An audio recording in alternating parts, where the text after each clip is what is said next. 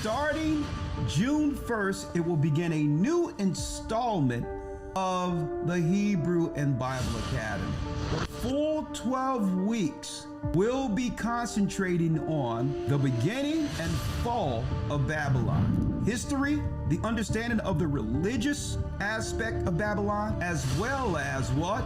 The theme from Babylon, Rome to America. In the Academy, this is what you can look forward to. New lessons, the secret war of Edom against Israelites. But one thing we've never delved into was bringing forth the history, showing all the contentions and war Edom had waged against Israelites even until our present time. The desolation of abomination, how to calculate time according to God, and I can't wait for this lesson, Armageddon. The final war in heaven. If you've never been in the Academy, you want to be in this one. June 1st, we're in open enrollment right now. Go to historytimes.org to enroll.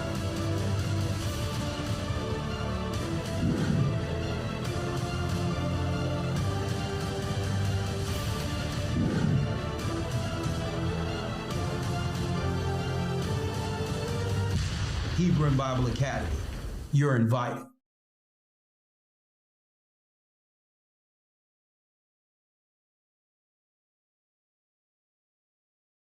The Bible. Is it hard to understand? When it comes to reading the Bible, the first thing that comes to mind is the fact that this is the Word of God. The seals have been broken, and the truth is here. And when we go throughout the scriptures, when we go throughout extra biblical records, we find that the language that God employed, that He used to create the heavens and the earth, was the Hebrew language. Christ said, I came for the lost sheep of the house of Israel. But yet no one, no religious leader, no religious church out there anywhere can now identify the 12 tribes of Israel. Can we? God is quite simple, but it seems as if man makes understanding Him hard. What are those mysteries? The truth of your book. And the truth will make you free. The Hebrew and Bible Academy. You're invited.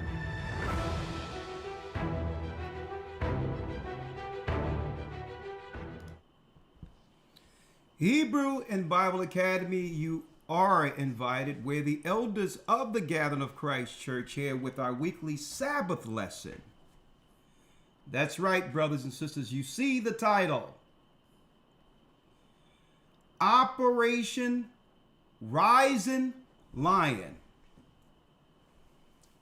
The Iranian prophecy. Iran prophecy today. Iran prophecy. Hit the like button. I apologize. I know I said be here at 11, but I had to get everything lined up here, and I just wanted to make sure that everything was flawless as we go into this prophetic lesson, real-time prophecy. Thank you, Chris. Chris says, a catamite for life. Come on. Oh, yeah, it's nothing like it on the earth. Tomorrow we'll be going into medicine for life, food.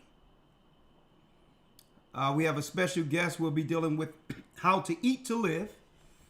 We'll also have Shabbat tomorrow has some serious info concerning what's going on in the Middle East right now and these are through international reports.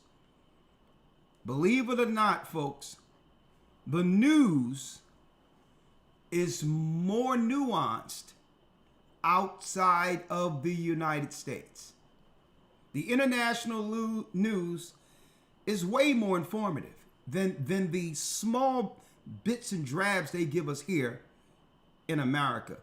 Traveling outside the United States, I realize how little we actually understand concerning geopolitics, and prophecy.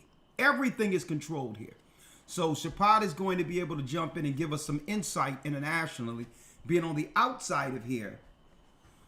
He's going to give us some reports on the Iranian, Edomite, Israel war. Okay? Do us a favor, hit the like button. I know usually I jump right in with some music and all that, but we're coming straight. We'll deal with all that later. You'll get some music later. Elder Lawya, we're jumping in. What's going on in the world prophetically? Shalom. Sir, That's shalom. Elder Lawya if y'all didn't know, y'all don't know already. Shalom. Shalom. Jumping right in.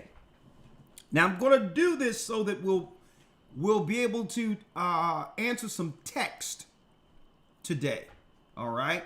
No phone calls, which means if you text, I'll see your text and I'll choose who to call based on the subject matter. Okay? And the reason why I'm doing it this way going forward is why? The lessons be on a level and it brings us all the way up. And if the phone calls is nervousness, I'm just excited, I just want to say hi, it takes away from the edification and the spirit of that particular lesson, right? You can always say hi, call, say you want to be baptized. There's emails for that, and you can call us outside the program. These lessons are for edification. No disrespect to those who reach out and just want to say hi and know that there's an opportunity. The elders are there real time. Understandably so. But I'm going to do it this way for the program going forward so that we can further edify and excite people, right? We want to have them excited about the phone calls as well as, you know, the lesson. We want it to all stay on the same level. You don't want people, once the phone calls come in, they start filtering out thinking that there's no edification going to happen or the Bible lesson is over. No, we want you to be a part of it. So make sure when you text, give us your name, comment to us, or text us what you would like to talk about concerning the lesson, and we'll bring you in. That's how we're going to do it. Or if you had any questions about the lesson that you didn't understand, that's edifying for those who are in the class. Okay? Now, before we jump in, and again, I'll tell you all, I'll say we're receiving text at this time. And that's when I'll look at the current text and answer those and respond back to you with the phone call. If you will, Elder Lawya, let's go. Shema Yasha'Allah Ahaya Allahayanawa Ahaya Achad. Shema Yasha'Allah Ahaya Allahayanawa Ahaya Achad. Hear, O Israel, the Lord our God is one. Hear, O Israel, the Lord our God is one God. Brothers and sisters, hit the like button. We're under shadow ban. Something is going on prophetically in the earth right now. And yes, we are going to allow you to see and understand exactly what's happening. Okay, exactly what's happening. Now, without any further ado, let's start with my man real quick. Let's start with my man.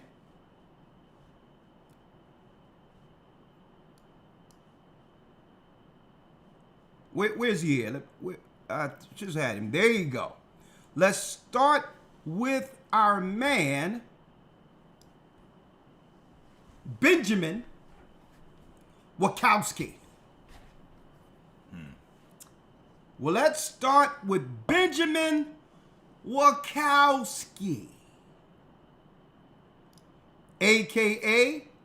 known to the world as Benjamin Netanyahu. For those who don't know, his name before his father changed their names, were Polish names. Okay, Wachowski. Something just happened. What is it? Operation Rising Lion. We're going to drop the Iranian prophecy real time, and we told you it was going to happen. But what I didn't do yesterday is go into the prophetic scriptures. Where do Christ play into this? Who are the Iranians? What were they utilized for by the Almighty in ancient times? And will they be utilized for the same causes the Most High used them back then for the modern Babylon? Well, that and more, brothers and sisters, you'll understand in this particular lesson. Operation Rising Lion. Let's go.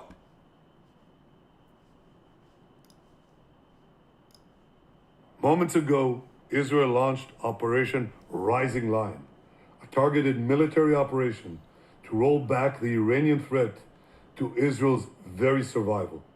This operation will continue for as many days as it takes to remove this threat. For decades, the tyrants of Tehran have brazenly, openly called for Israel's destruction. They've backed up their genocidal rhetoric with a program to develop nuclear weapons. In recent years, Iran has produced enough highly enriched uranium for 9 atom bombs. 9. In recent months, Iran has taken steps that it has never taken before, steps to weaponize this enriched uranium. And if not stopped, Iran could produce a nuclear weapon in a very short time. It could be a year, it could be within a few months, less than a year. This is a clear and present danger to Israel's very survival. We struck at the heart of Iran's nuclear enrichment program. We struck at the heart of Iran's nuclear weaponization program. We targeted Iran's main enrichment facility in Natanz. We targeted Iran's leading nuclear scientists working on the Iranian bomb. We also struck at the heart of Iran's ballistic missile program. Last year, Iran fired 300 ballistic missiles at Israel. Each of these missiles carries a ton of explosives and threatens the lives of hundreds of people. Soon, those missiles could carry a nuclear payload, threatening the lives not of hundreds, but of millions. I want to assure the civilized world, we will not let the world's most dangerous regime get the world's most dangerous weapons. And Iran plans to give those weapons, nuclear weapons, to its terrorist proxies. That would make the nightmare of nuclear terrorism all too real. The increasing range of Iran's ballistic missiles would bring that nuclear nightmare to the cities of Europe and eventually to America. Eventually to America. Now there's so much to unpack here. Operation Rising Lion. So we know the lion that was prophesied to roar at the very end is Judah.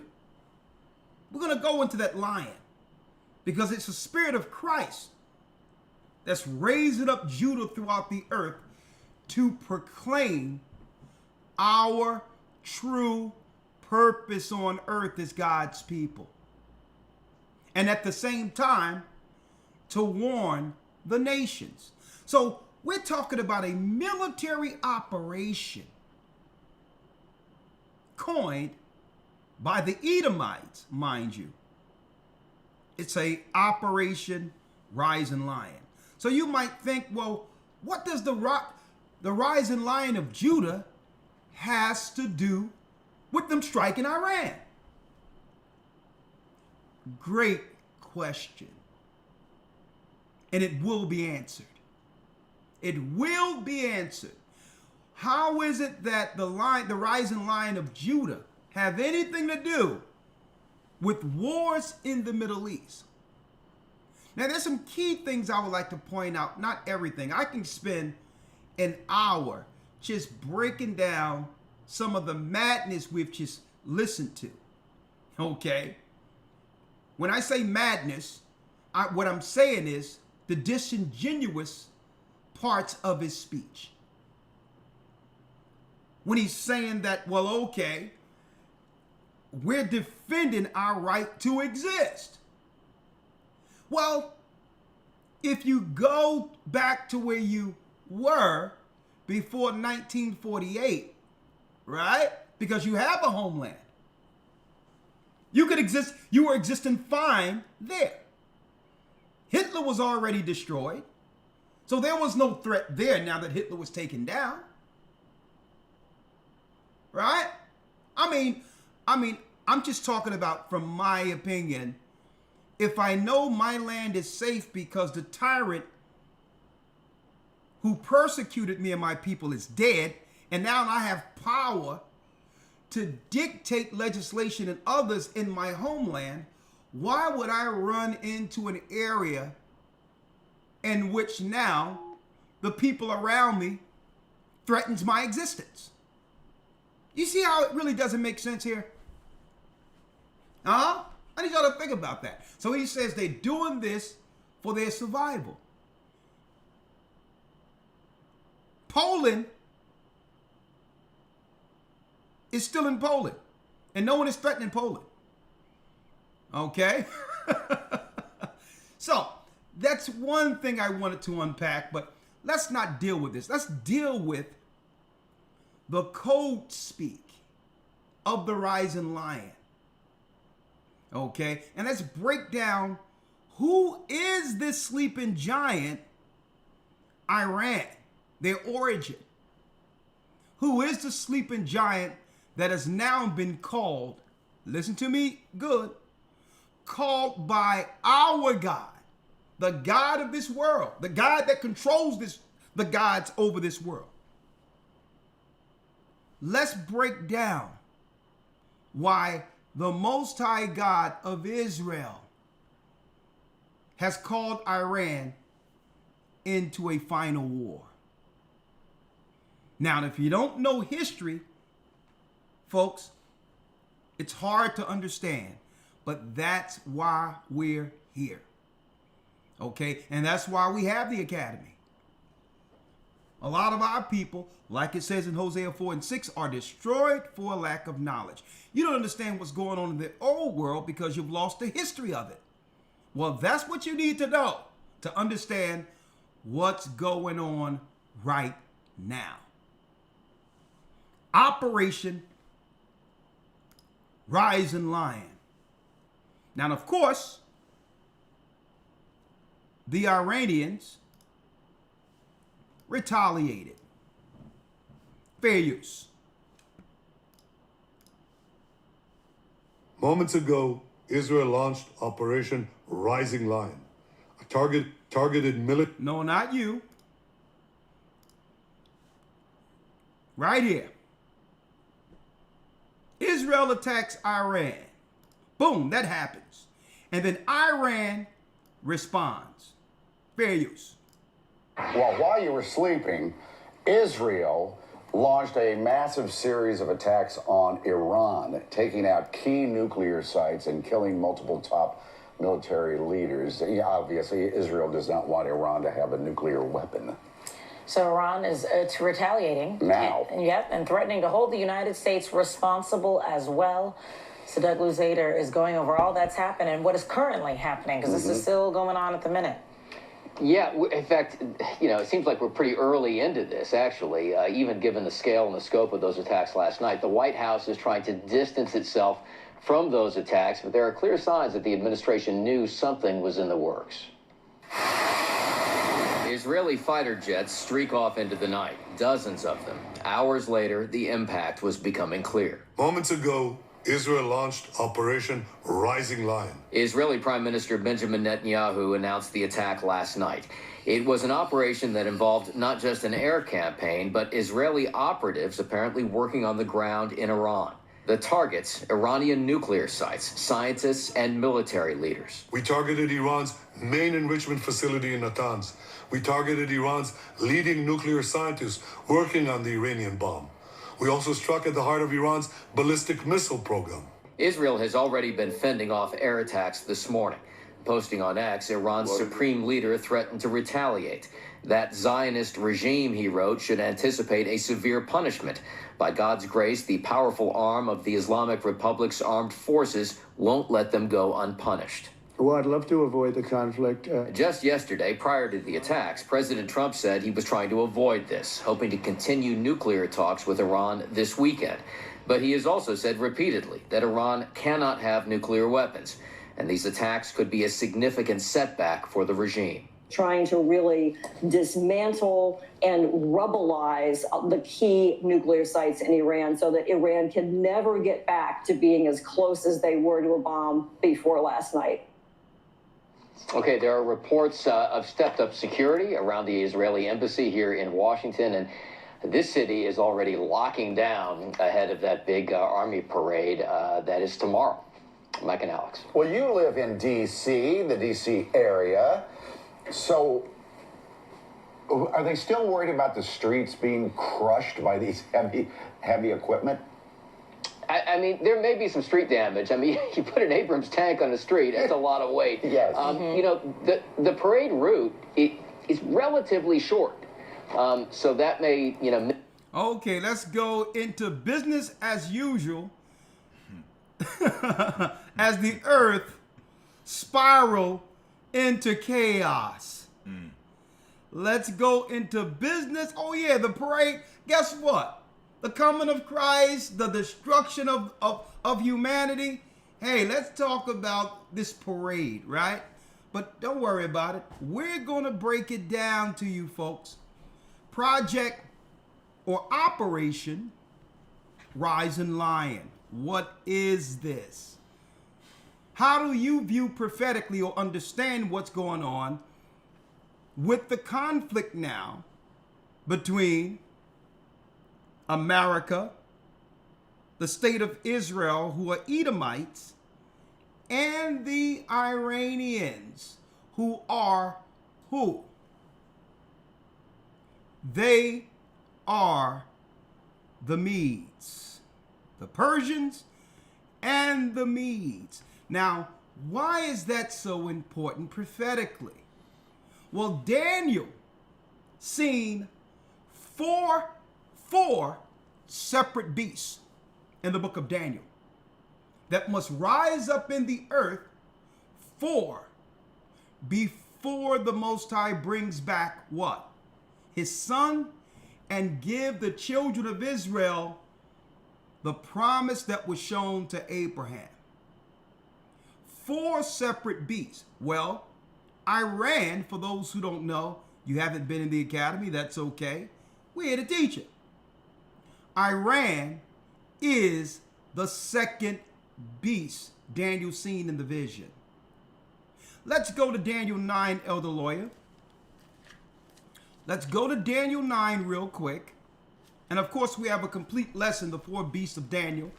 And since our theme is from Babylon, Rome to America, we'll be able to go into that and highlight the Babylonian regimes that leads to America in the academy. But today, let's focus on Iran, okay? If you will, Elder Lawya, let's go to Daniel and let's get that third beast, if you will, that Daniel seen coming out of the water. Daniel 9, okay? Let me put it up here so all can see. Daniel 9, Elder Lawya. And let's go directly to the third beast. Daniel 7. Excuse me, Daniel 7. Thank you. Yes, Daniel 7. And let's go directly to the second beast. Read it. Yes, sir. Daniel 7, verse number 5. Daniel 7 and 5. Read it. And behold, another beast, a second like to a bear. A second like to a what? A bear. A second like to a bear. Okay. Daniel 9, I'm going to go there a little later because it goes into who? It goes into Alexander. But here, Daniel 7, it says, and behold, another beast, a what? A second beast, read. Like to a bear. Like to a bear. and it raised up itself on one side, and it had 3 ribs in the mouth of it. It had 3 ribs in the mouth of it. Okay? So this beast rises up with 3 ribs. A bear. So it stands on 2 sides. Now, you know, it's a bear, when it stands up, it has 2 legs. Right? So when you get to understand this, this empire is standing, its foundation is 2 separate nations of people out of Noah's sons. Like you got the bear standing with 2 legs. Well, instead of 1 nation, it's 2 that combines for this particular empire. And we're going to show you these 2, right? The 3 ribs in the mouth, they just took down Babylon, okay? They also took down Lydia. Lydia, high in witchcraft and sorcery. And they also took down Egypt. These are the 3 wars that led to who? Iran in ancient times, gaining power over the earth, where all of the people had to pay tribute to the Iranians. And we're talking about around you're talking about between the 6th century and the 4th century BC. Iran was the superpower of the earth. Okay? Now, when it says that on one side it had 3 ribs in its mouth, the 3 empires it took down to consolidate power: Lydia, Babylon, and Egypt. Could it be that the Most High is going to use that same beast at the very end to come against the daughter of Babylon? See? Are you following me here? This was the empire that crushed and took over the first beast of Daniel, the Babylonian Assyrian Empire. Is this sleeping giant there prophetically to usher in the coming of our Lord and Savior? Well, listen. Read. And between the teeth of it. And it had 3 ribs in the mouth of it, between the teeth of it. And they said thus unto it, Arise, devour much flesh. Arise and devour much flesh. So we're not talking about a regular, brothers and sisters, a regular empire here. We're talking about one of the dominions that was given power by our God on this earth. On this earth. Now let's go into Genesis and the antiquity of the Jews real quick. And we have some history here, right? Concerning this particular empire. Who are they? What race are they according to genealogy, according to the Bible? Right? Today, the modern name for that beast is Iran. Okay? Right? So if you will, let me show you all this. Right? Here is an ancient map, if you will. Okay? Go on to class a little bit today. Here's an ancient map. See that? An ancient map. And as you can see, here is the original land of the Persian Empire. You see where it says Media here? Persia and Media. Here are the ancient maps. But if you look at the modern maps, it would just say Iran. Iran. Now check this out. Up here is the seat of the ancient Aryans. So when you think of the Aryan race, a lot of people think of what?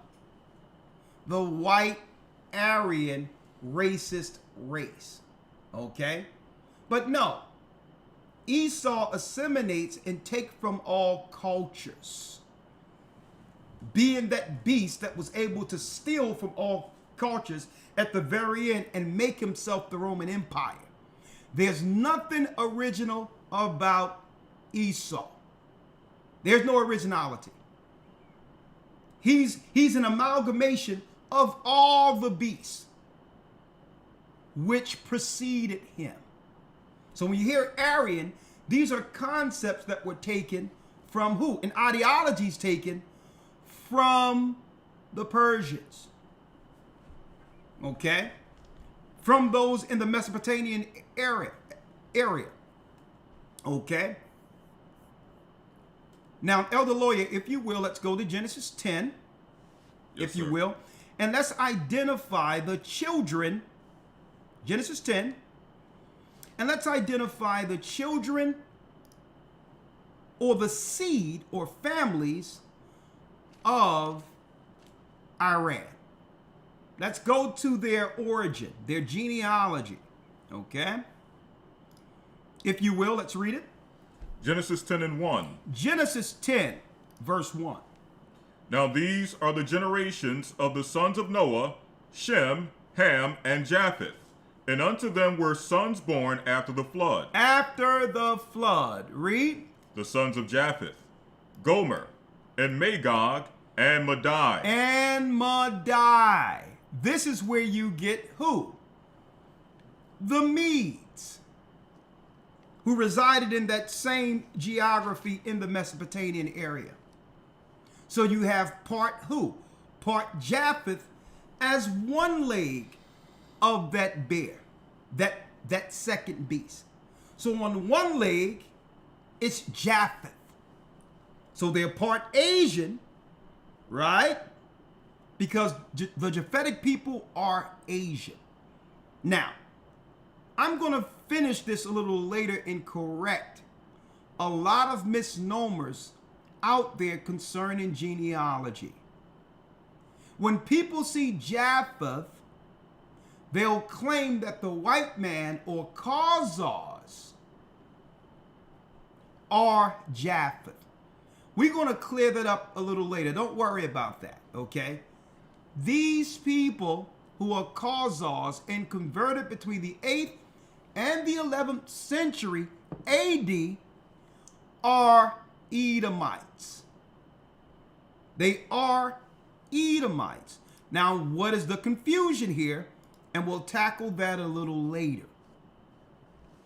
Okay? We'll tackle that a little later. The confusion here is the geography you see the white Europeans living on right now once belonged to the ancient people of the Old Testament before these lands were conquered by Edomites. So you'll have someone in America studying ancient history, looking at ancient maps, relating the white people to the land and naming them according to the ancient names.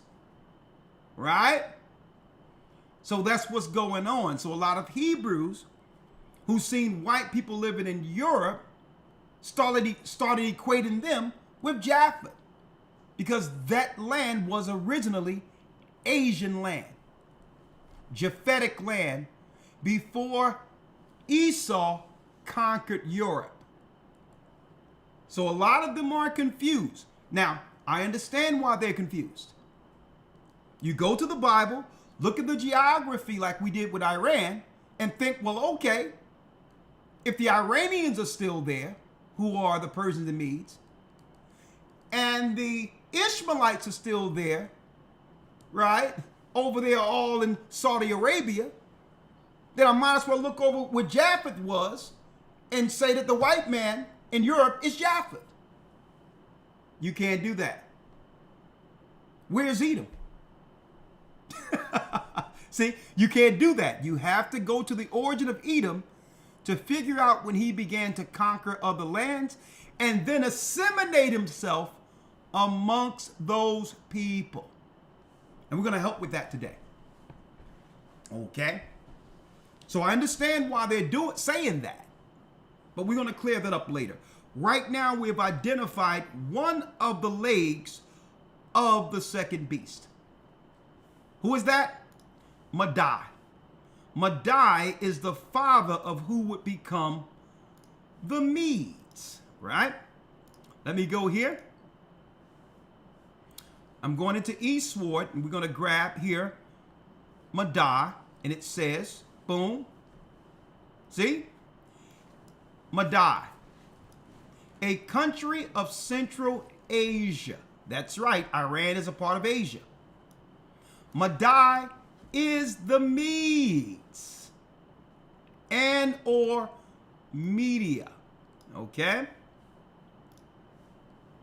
Medes or Media. So we are now identifying them geographically here as part of the ancient Iranian land.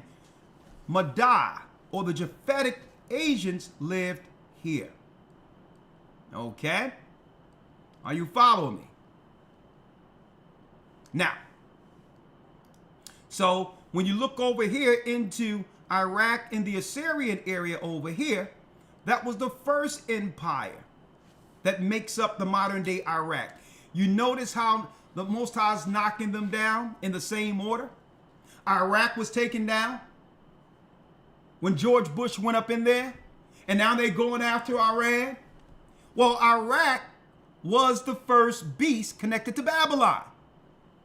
There's nothing new under the sun. Okay? So you have Esau, he took out Iraq to bring them under the order of Rome, and now they're going after the second beast. Geographically. Okay, y'all see that? Hope you all see that. All right. Now, Elder Lawya, let's get the second leg of this particular second beast written of in the book of Daniel, the 7th chapter. Yes, sir. Genesis 10 and 21. Genesis 10, verse 21. Let's read it. Genesis 10:21. Unto Shem also, the father of the children of Eber, the brother of Japheth the elder, even to him were children born. Were children born. Now, this is the Shemitic line in that region. Read. The children of Shem, Elam, and Ashur, and Arphaxad, and Lud, and Aram. It says, and the children of Shem, and or who? Elam. Elam. The Elamites are the other part going west in the land. So you have what? A mixture of Asian people in Madai and or Elamites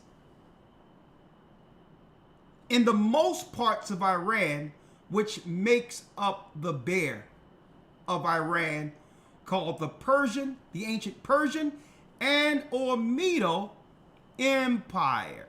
Okay? Now, what do we have here? And I'm going to go back to, I'm going to go into the Josephus in a second. Not the Josephus, the antiquity of the Jew. Yeah. I'm going to the Josephus in a second, right? What do we have here? We have the cylinder. Hold on. Did they say the screen is stuck? That's weird. It's saying it's stuck on Jeremiah. We can scroll up. I'm looking live. There's nothing stuck there.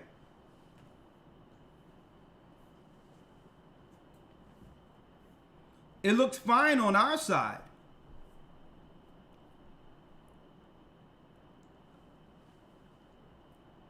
It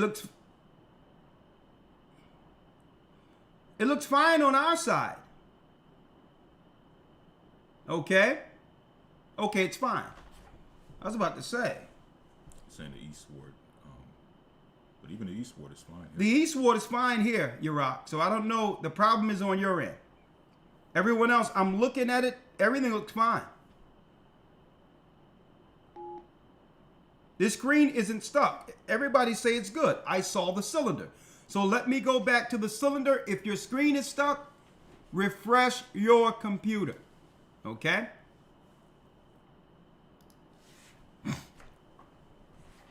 What are we looking at here?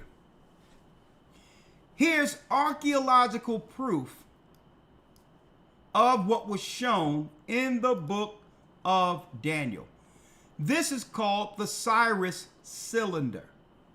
Okay? The Cyrus cylinder. Archaeological transcripts. That was what? They was able to make transcripts off of the stone, confirming the prophecies of the war that led to Cyrus taking Babylon. It's all recorded on the Cyrus cylinder. The king of who? The king of the ancient Iranians over the Persian Medo Empire. About 539 to about 538. Okay?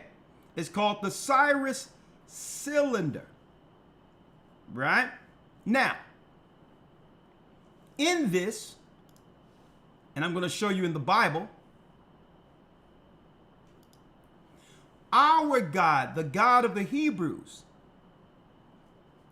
raised Cyrus up to come against ancient Babylon.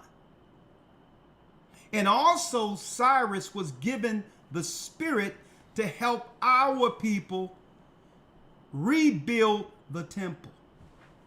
And understand where we are right now. At a time where the Most High is rebuilding his people all over the earth in the spirit. Look at where we are. Operation Rising Lion. The temple is getting built, but it's spiritual right now. And in the midst of this, a war against the nation who helped us rebuild our temple. Right? Now, Elder Lawya, let's go to the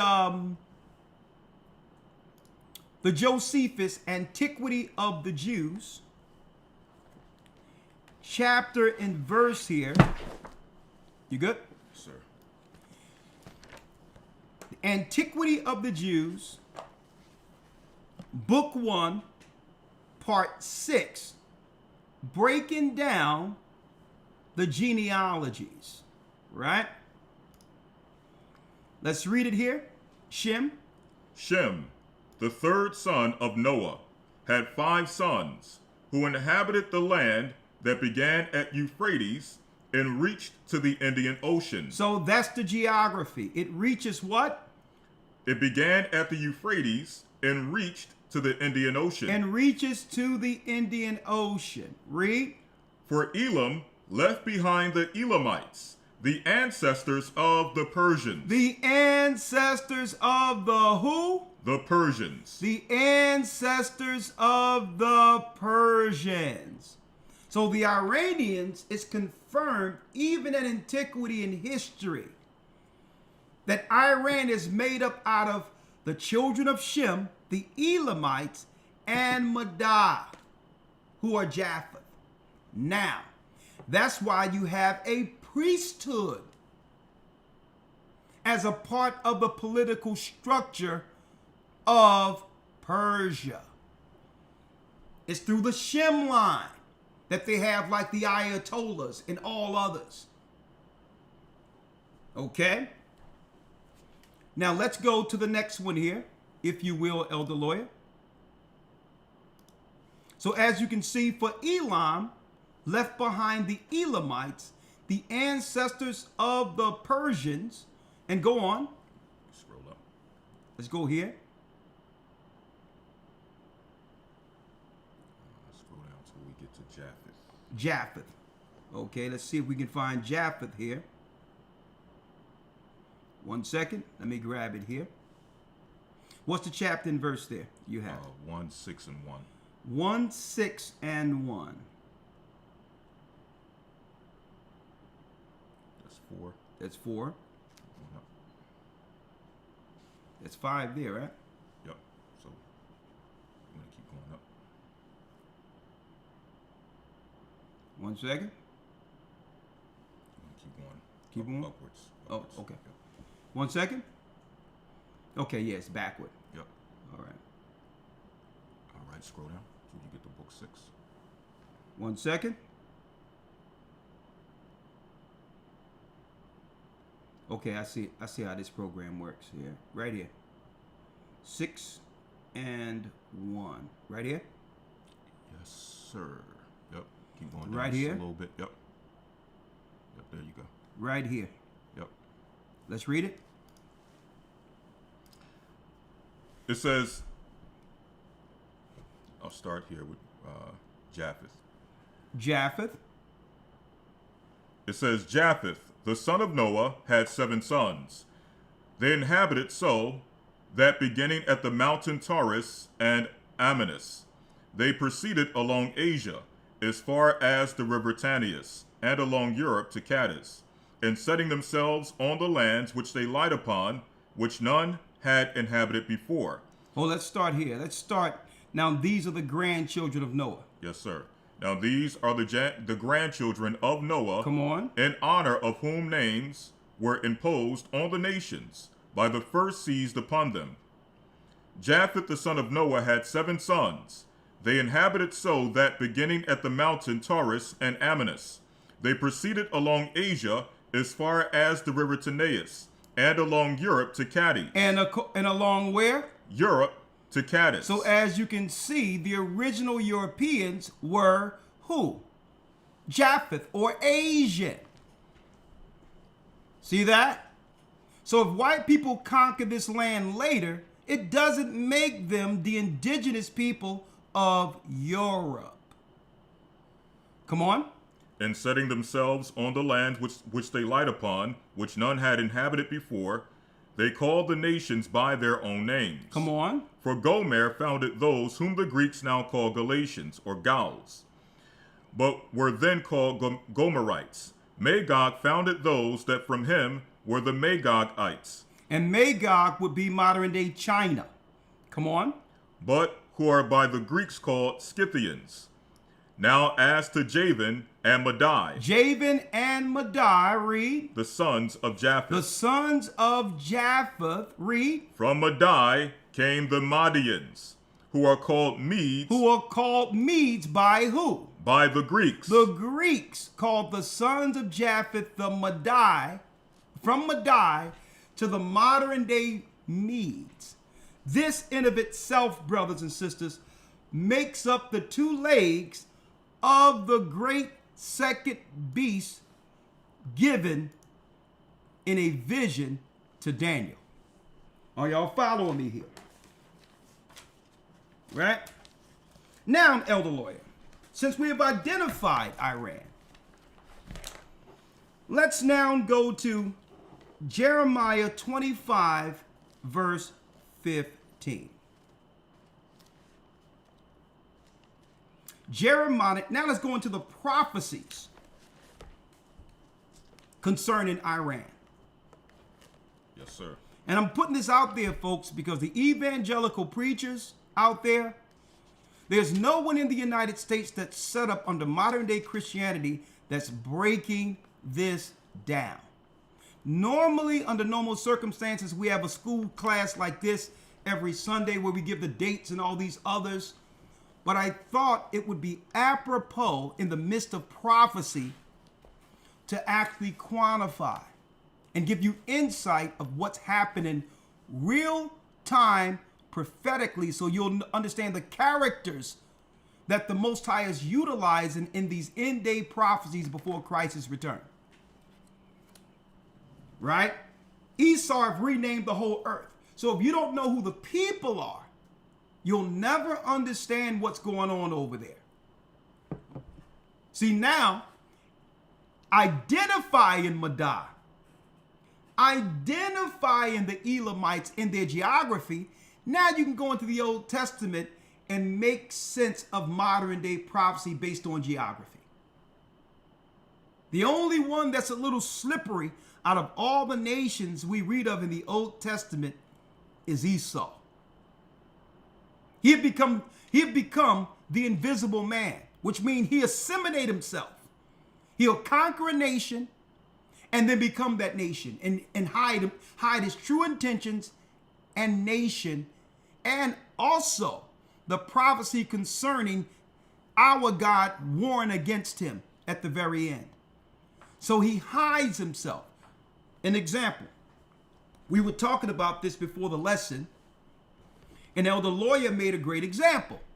I was talking to Lawya. Like Elon Musk today, in America, would be considered a South African. Right? Now, usually, when I was coming up, a South African was considered, Nelson Mandela. Winnie Mandela. Right? But now, we're looking at an Edomite who's considered a South African. That's the perfect example of why you can't trust the history of Esau documenting themselves as other nations historically. See? You can't do it because they hide themselves and assimilate themselves in society without showing their true intentions and or nation prophetically according to the Bible. That's why they don't like us identifying them as Esau or Edomites.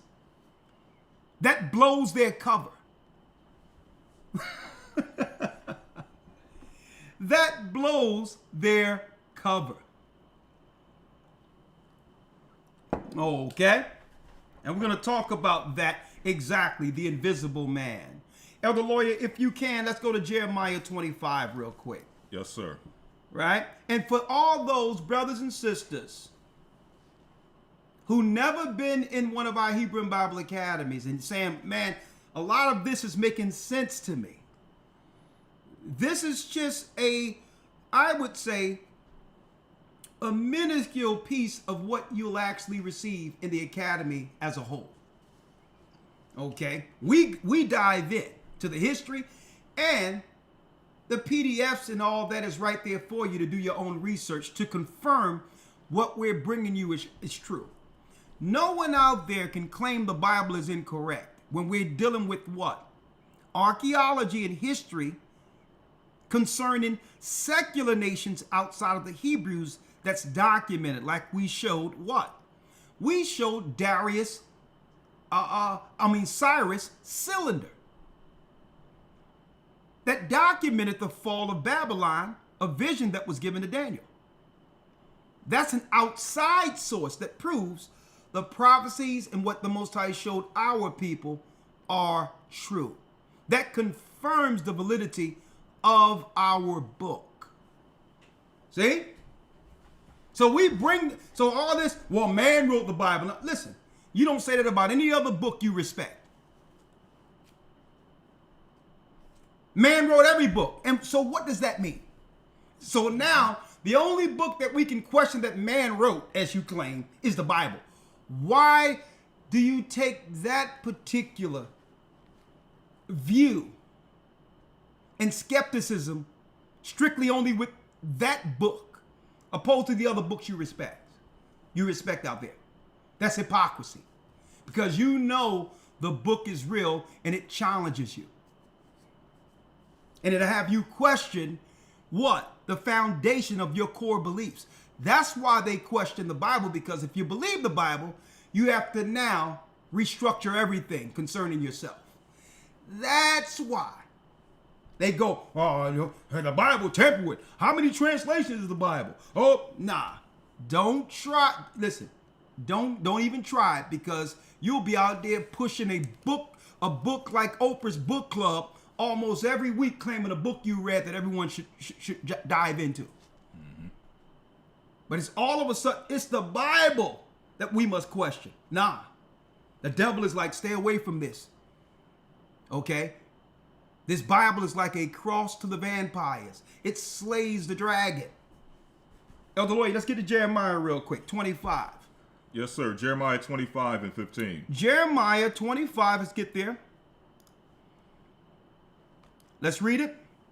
For thus saith the Lord God unto Israel, of Israel unto me, take the wine cup of this fury at my hand, and cause all the nations to whom I send thee to drink it. He told the Most High, says, take the wine cup of this fury.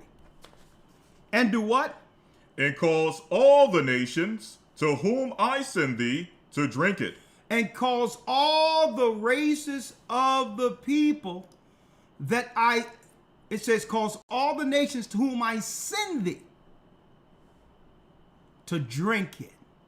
Every race of people that was ever given power over God's people must drink this cup.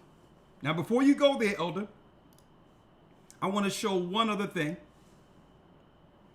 One more thing before going into that. When you go into the Persian Empire, and I got this off of history.com, Ancient Middle East. You can look it up. It talks about this, right? Elder Lawya, read the Persian Empire for me, if you will, here. Yes, sir. The Persian Empire is the name given to a series of dynasties centered in modern-day Iran. Modern day where? Iran. Modern day Iran, come on. That spanned several centuries, from the 6th century BC to the 20th century AD. So this empire, even though it isn't as great as it once was, as far as having all nations at its tribute to them, it's still here. It's still here, folks. Read. The first Persian Empire, founded by Cyrus the Great around 550 BC, became one of the largest empires in history, stretching from Europe's Balkan Peninsula in the west to India's Indus Valley in the east. Which confirms exactly what was recorded in Josephus. Read. This Iron Age dynasty, sometimes called the Achaemenid Empire, was a global hub of culture, religion, science, art, and technology. So you have to realize, folks, we're not dealing with a novice here. When it comes to ingenuity, power, science, history, is one of the most ancient structures that's still in place as far as government and empire. Why do you think Esau had to wait at the very end to come against Iran? This is not going to be an easy task here. They're rooted. And they're confident in their what? In their part presently, according to prophecy. They understand. They fully understand, brothers and sisters, their role. Read. For more than 200 years before it fell to the invading armies of Alexander the Great. Alexander the Great, which goes into the goat we read of in the book of Daniel. When you go to Daniel 8, Daniel 9, it breaks down the empire that would take them down. Okay? And what empire warred against ancient Iran or the Persian Medo Empire? Alexander the Edomite. The strange family of Esau who came into Macedonia.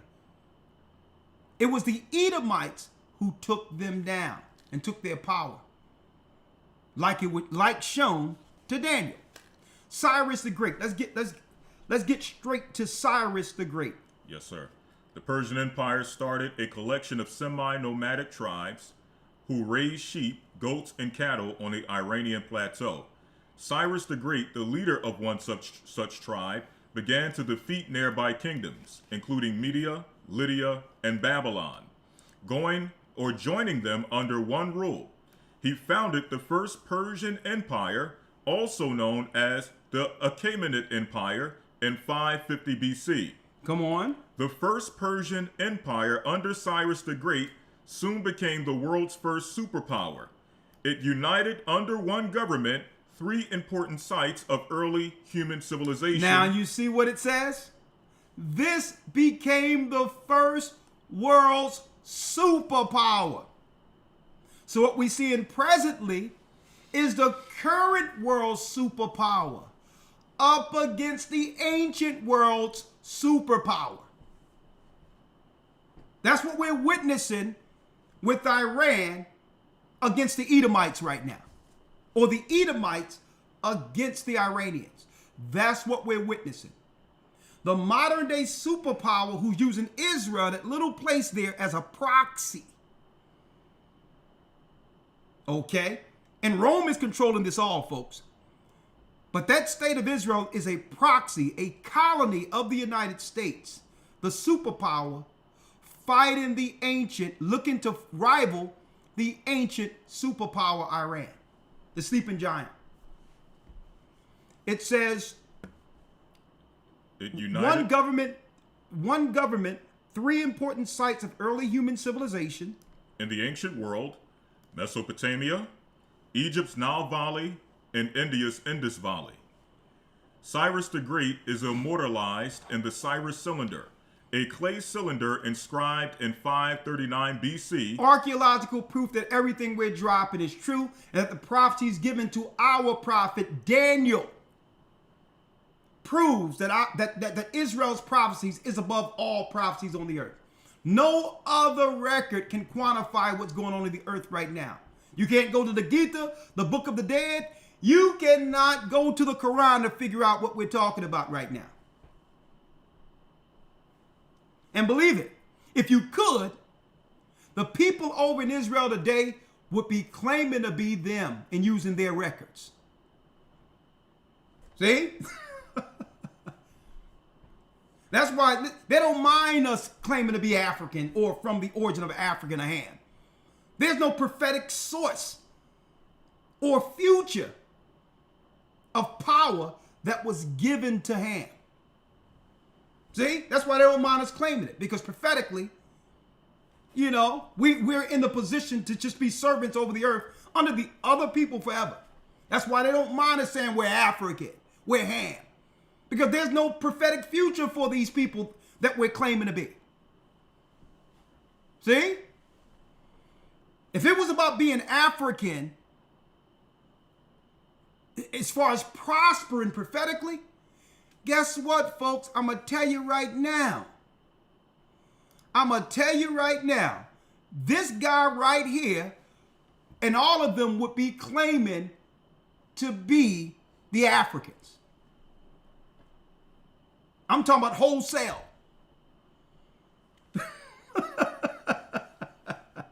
Right?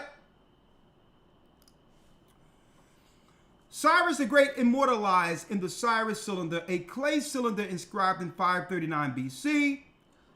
With the story of how he conquered Babylon from King Nabonidus, bringing an end to the Neo-Babylonian Empire. So here it is. It was recorded on the Cyrus cylinder, the war that would lead to Iran becoming the first superpower in the 6th century.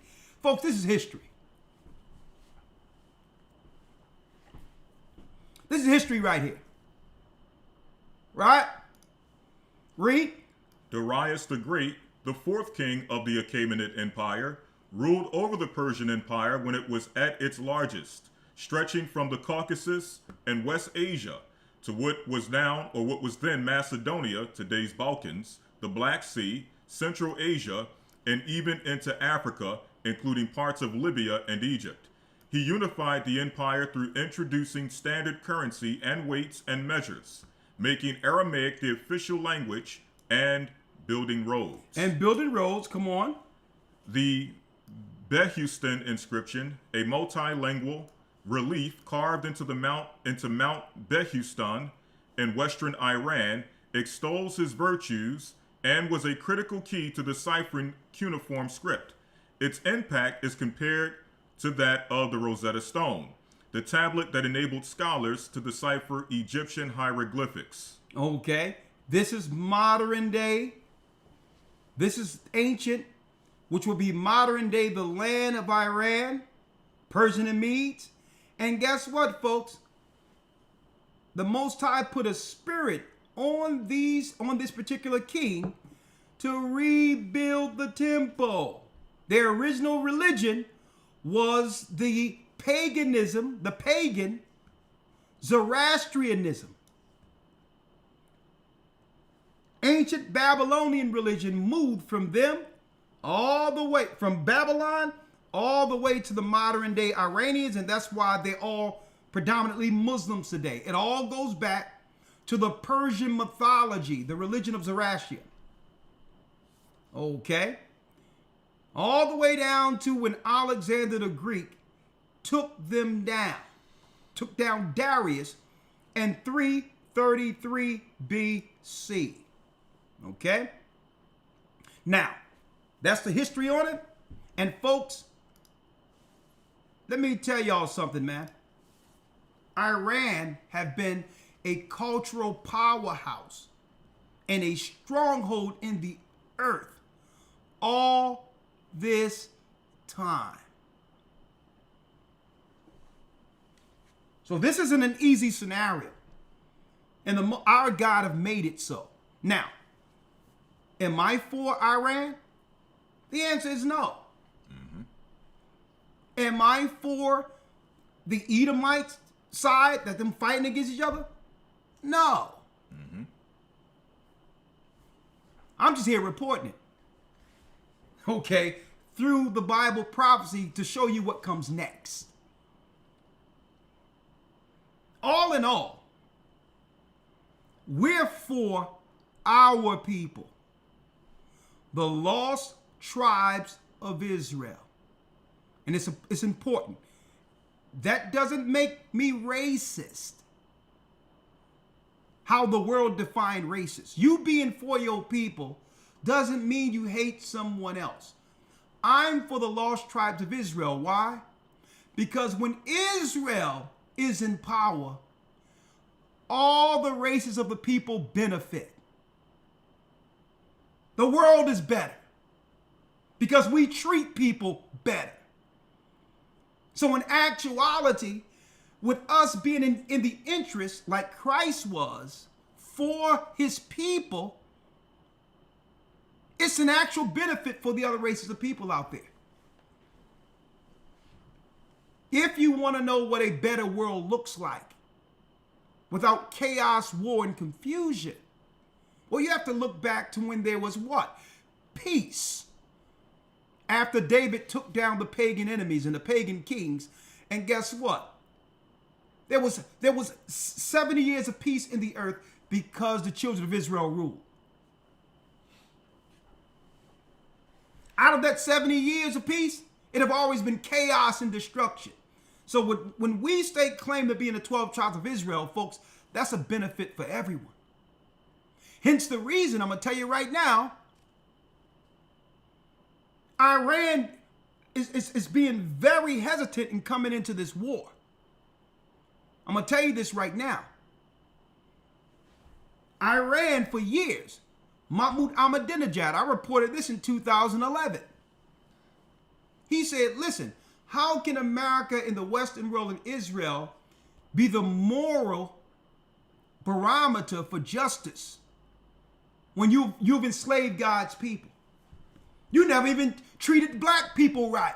How can you tell us what to do over here when we treat these people with civility and respect? He was speaking cold.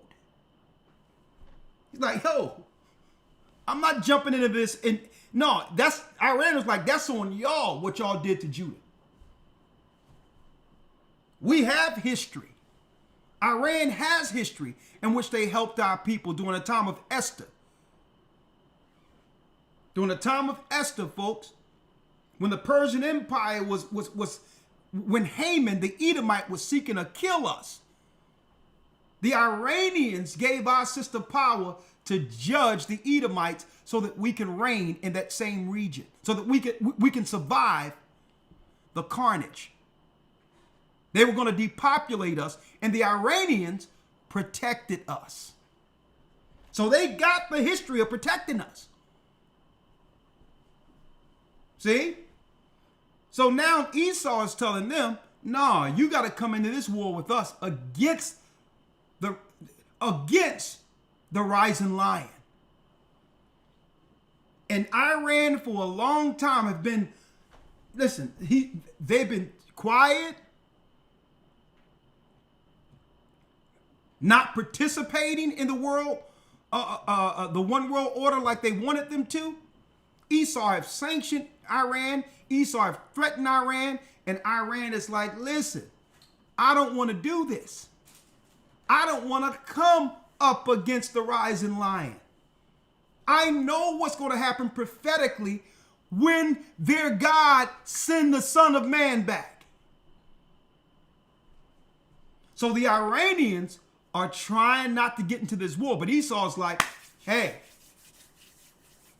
Judah has awakened.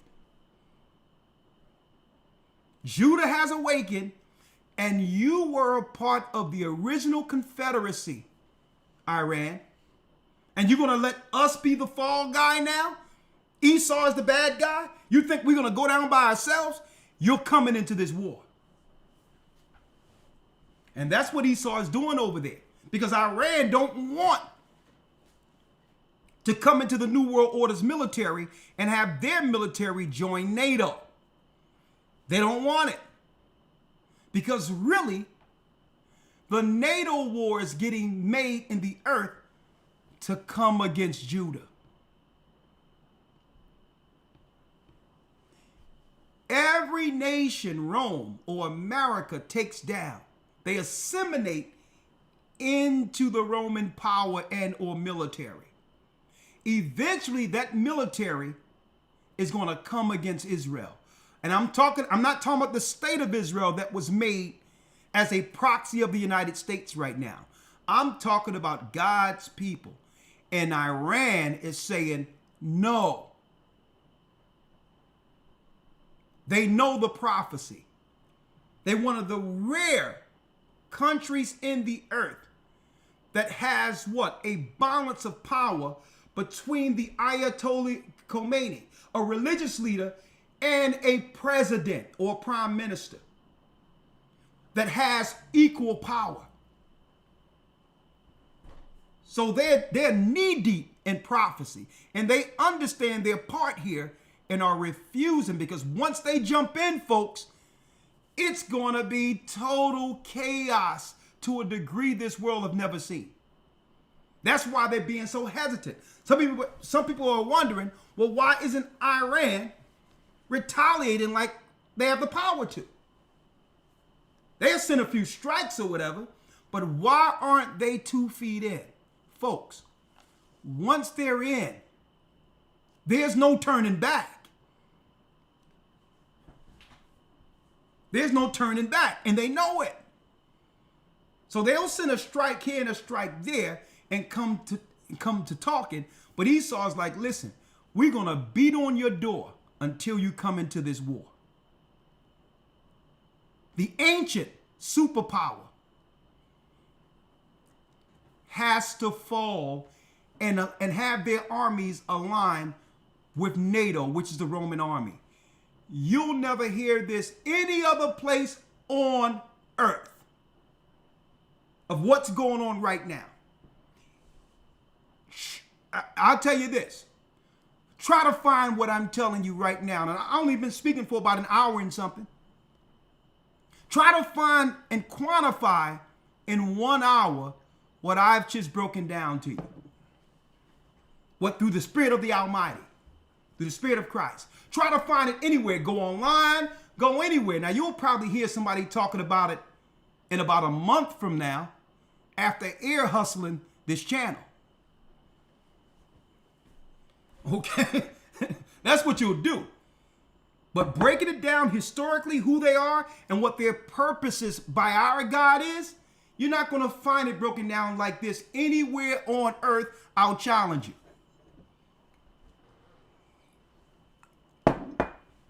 I'll challenge you to do that. And if you do, bring it back to me so I can see it. Because it doesn't exist. What is Operation Rising Lion has to do with Iran? Well, here it is. Elder Lawya, let's get Psalms 83. Then let's go back to the Most High saying, for all Gentile nations to sip that cup. Huh? And guess what? What I'm saying isn't boasting. Let me make it clear. It's what it is.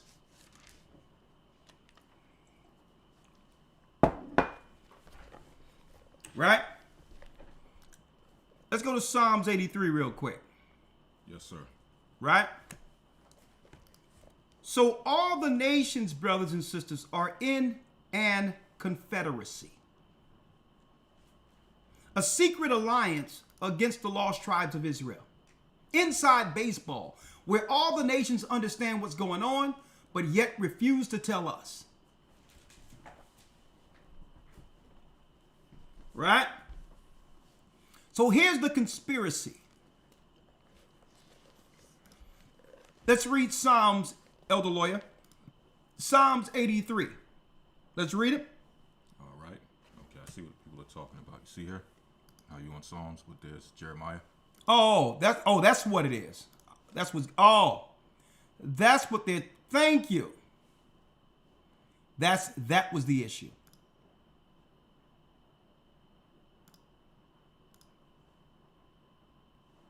Now I see what y'all talking about. That regardless of, okay. That's what it is. I apologize. I apologize, Iraq. Now I see what you're talking about. There it is. That's it. Right? It was eastward that was stuck that y'all was saying. All right. All right. All right, let's go here. So let me make sure it switches when I switch. Let me see something. Let me go to Genesis 1:1. Okay, it's working now. Yes, sir. All right. All right, now I see. Thank you all for that. All right, let's go to Psalms 83. Yes, sir. Psalms 83, verse 1. Psalms 83, verse 1. Let's read it. Keep not thou silence, O God. Hold not thy peace, and be not still, O God. For lo, thine enemies make a tumult, and they that hate thee have lifted up the head. When it says the enemies, brothers and sisters, make a tumult, it's talking about the pagan Gentile nations.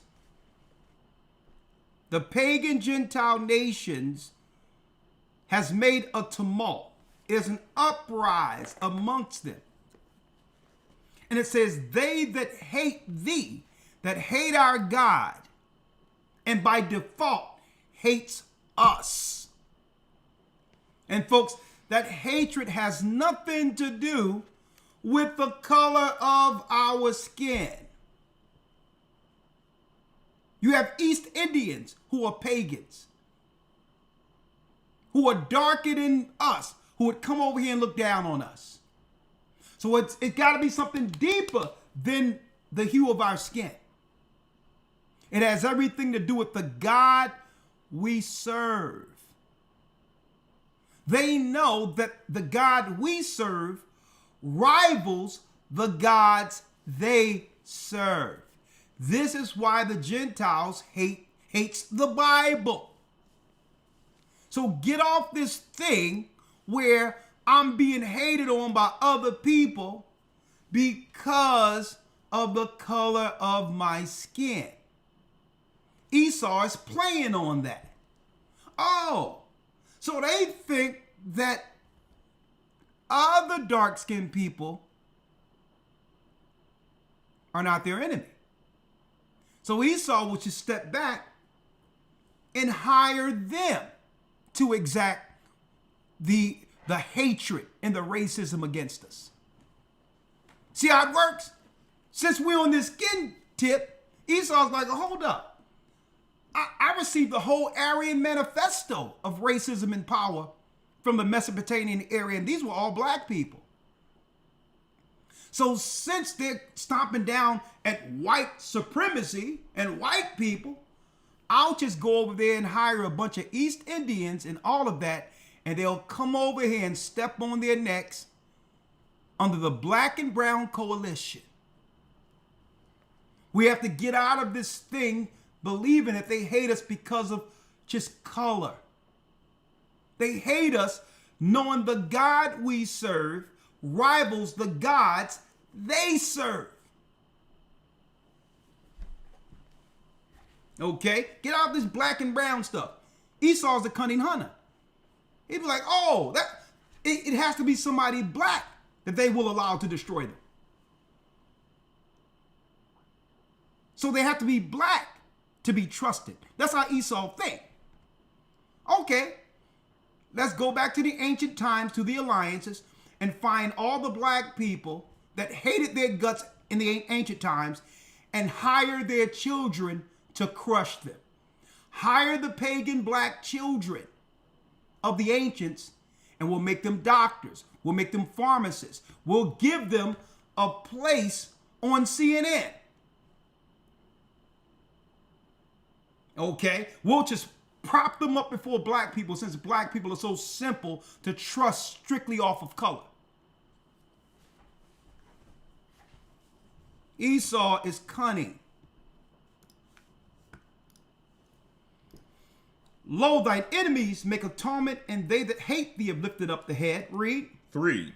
They have taken crafty counsel against thy people. They're slick. Read. And consulted against thy hidden ones. We are the hidden ones, the truth of our history and all that have been hidden by those who are a part of the conspiracy. Read. They have said, come, and let us cut them off from being a nation. Let us cut them off from being a race of people. Okay? The lost tribes cannot know their true origin and or purpose according to Bible prophecy. Okay? So instead of a people, we're going to turn their nationality into a religion that anybody can join. So let's cut them off from being a race, a nation who was called by God through the seed of Abraham. Cut that off.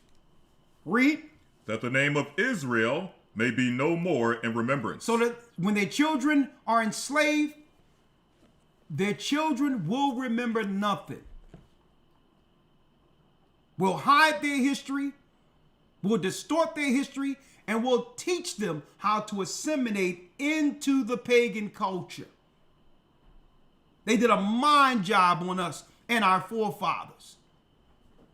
They could have told us a long time ago, you're the children of Israel, but it's a part of the Confederacy. And this is where all the Gentiles come in, because all of the nations in ancient times agreed to do this if the Israelites would fall from grace concerning that covenant with their God. They said, if these people fall, we're not telling them nothing. Let's make a pact. Let's make a secret agreement. You want to know the secret manifesto of the Illuminati? You're reading it right now. Let's keep these people on the bottom. Don't tell them nothing. Read. 5. For they have consulted together with one consent. Read. They are confederate against thee. And the Most High through David was telling us, this is a confederacy, an organized plan amongst the elite governments. This is a pact amongst all of them. Read. 6. The tabernacles of Edom. And the first one David names, brothers and sisters, is Esau. But yet no one knows who Esau is. You tell them, well, Esau isn't the Europeans. They'll be like, well, hold up. They must be the Europeans because that's what we learned. They're in Europe. They must be Japheth.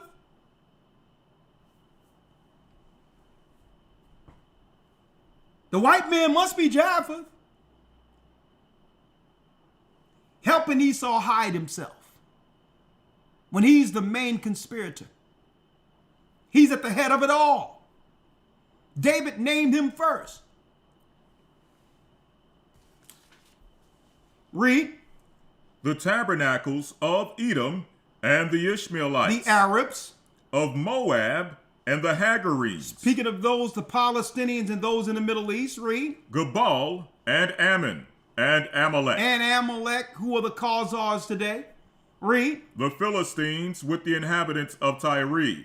Assur also is joined with them. And you're talking about those in the Assyrian parts? In the same area of Iran, when you see Assur connected to all that landmass there? Read. Assur also is joined with them. They have hope in the children of Lot. The children of Lot are the Palestinians and the Jordanians, which are going down in fire quite soon when the war break out. Read. 12. Who said, let us take to ourselves the houses of God in possession. So they all agreed back then not to tell the children of Israel's children that we are the children of the promise. This was their oath. And by doing so, they all could what? Enslave our children. See that? Because you would teach the children that they were inherently what? At the bottom of all races. That we were born to serve them. And now a bunch of those rat races, satanic races who living in a hut over in India and all that, can come on a plane and automatically be put over a caste system over the children of Judah. Because why? They programmed us to believe that our people, God's people, are predisposed to the bottom. We are predisposed to be the ones on the bottom. We've been programmed to believe that. So to see any other race of people outside of us, we deem them greater, which means the conspiracy has taken. They all did this together.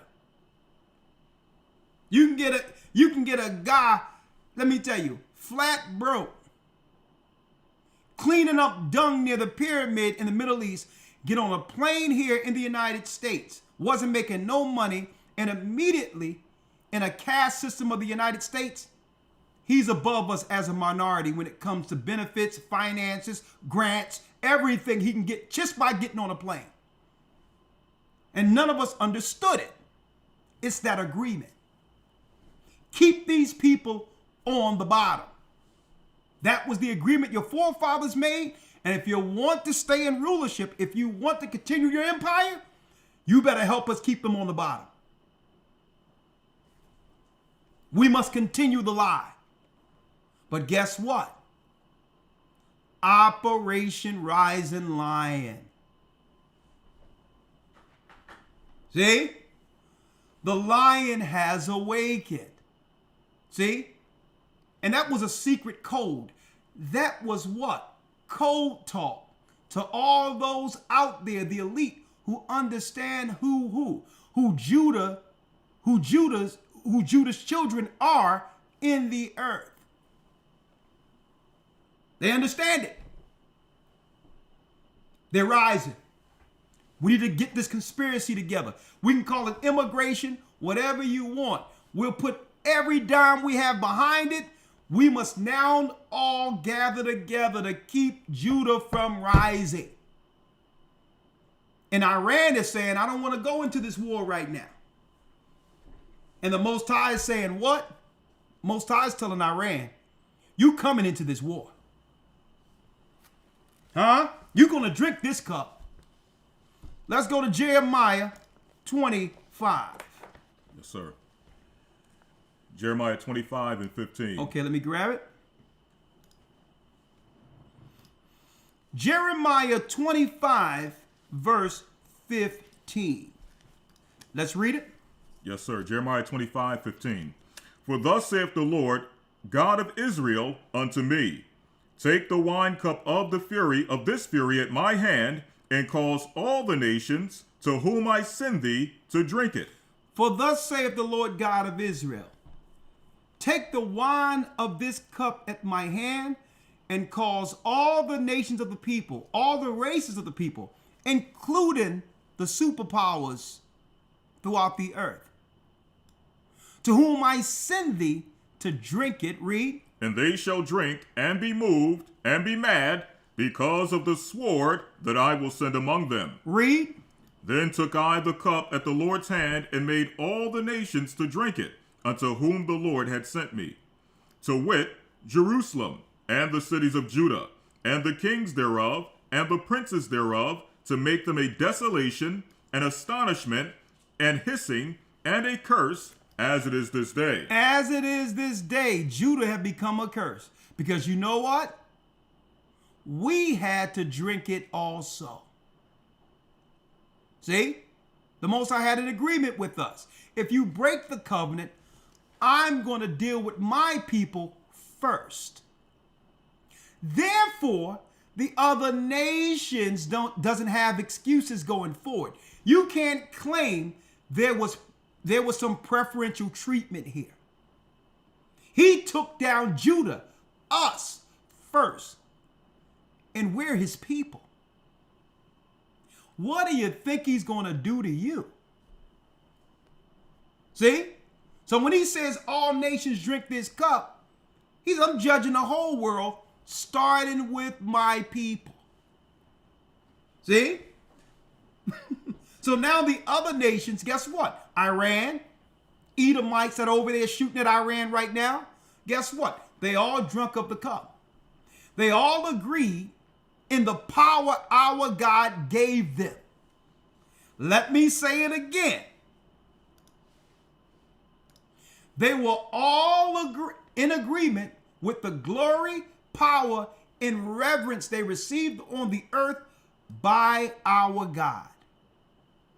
See? That was the agreement.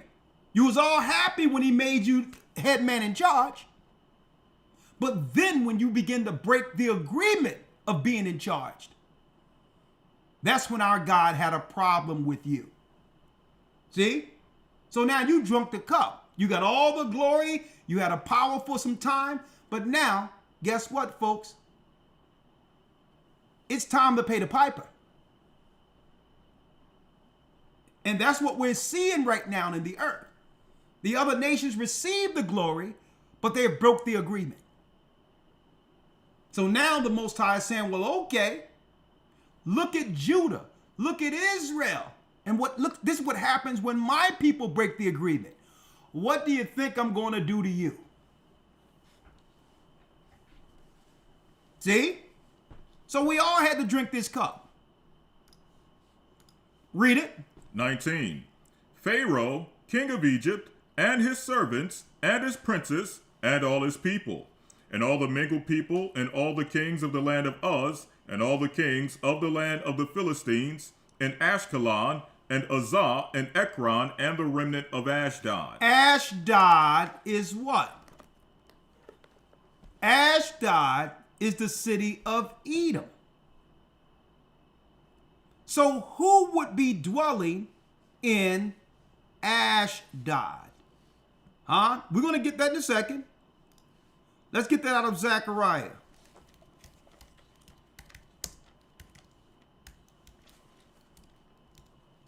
Who, Zechariah 9 verse 6, who would be living in Ashdod in the ancient days, or in the modern day?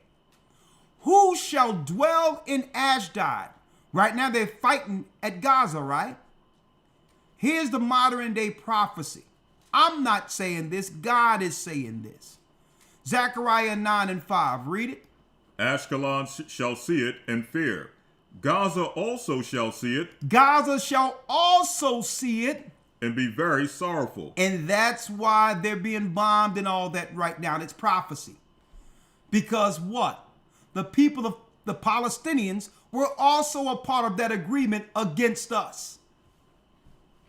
Read. And Ekron, for her expectation, shall be ashamed, and the king shall perish from Gaza, and Ashkelon shall not be inhabited. And that's what we're seeing now. A genocide. Now we're seeing what America's doing, what the state of Israel is doing, but we're not seeing God's hand in it all, prophetically. I'm showing you. See? And who? And a bastard shall dwell in Ashdod. I didn't say this, so don't call me an anti-word. That means a fatherless child would inhabit and be controlling the land of Israel in the last days. Huh? A who? A bastard shall dwell in Ashdod. But what will happen? And I will cut off the pride of the Philistines. I will cut off the pride of the Philistines. So a fatherless child, a rogue child, would be ruling in Ashdod in the last days.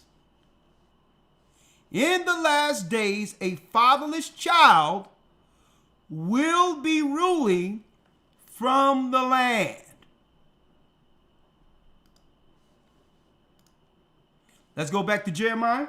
Jeremiah 25 and 21. Jeremiah 25, 21. Right? Let's read it. Edom and Moab and the children of Ammon. There you go. Read it again. Edom and Moab and the children of Ammon. Edom, Moab, and the children of Ammon. That's crystal clear. They have drunken this cup. And the Most High says, you know what? I'm coming after all of you. I'm going to have you in this confederacy war against each other while at the same time, I'll be raising the Lion of Judah. See? Operation Rising Lion. See? They're confederate against each other. Now they fighting one another. That's our God stirring it up. See? And they're doing all this to consolidate and keep power. The power was given them through the fall of Judah. That's how they received the power. After we lost Judea, the whole nations got rich. They set up their whole economy off of the fall, oppression, and slavery of God's people. The whole world economy has been founded on that. But no one could put the pieces, quote unquote, religiously on a spiritual level together. See? So they conspired to keep the truth from us to stay in power and to suck us dry, use all of our resources, knowing that the Most High gift children of Israel different than any other people. By default, we make every other nation rich. Just the way we think. The talent the Most High bestowed upon us, and they know it. So instead of us benefiting from our God-given talent, they squeeze everything, all the gift the Most High have given them for generational wealth to their children, squeeze all of our talent, and then discard us. because they don't have what we have.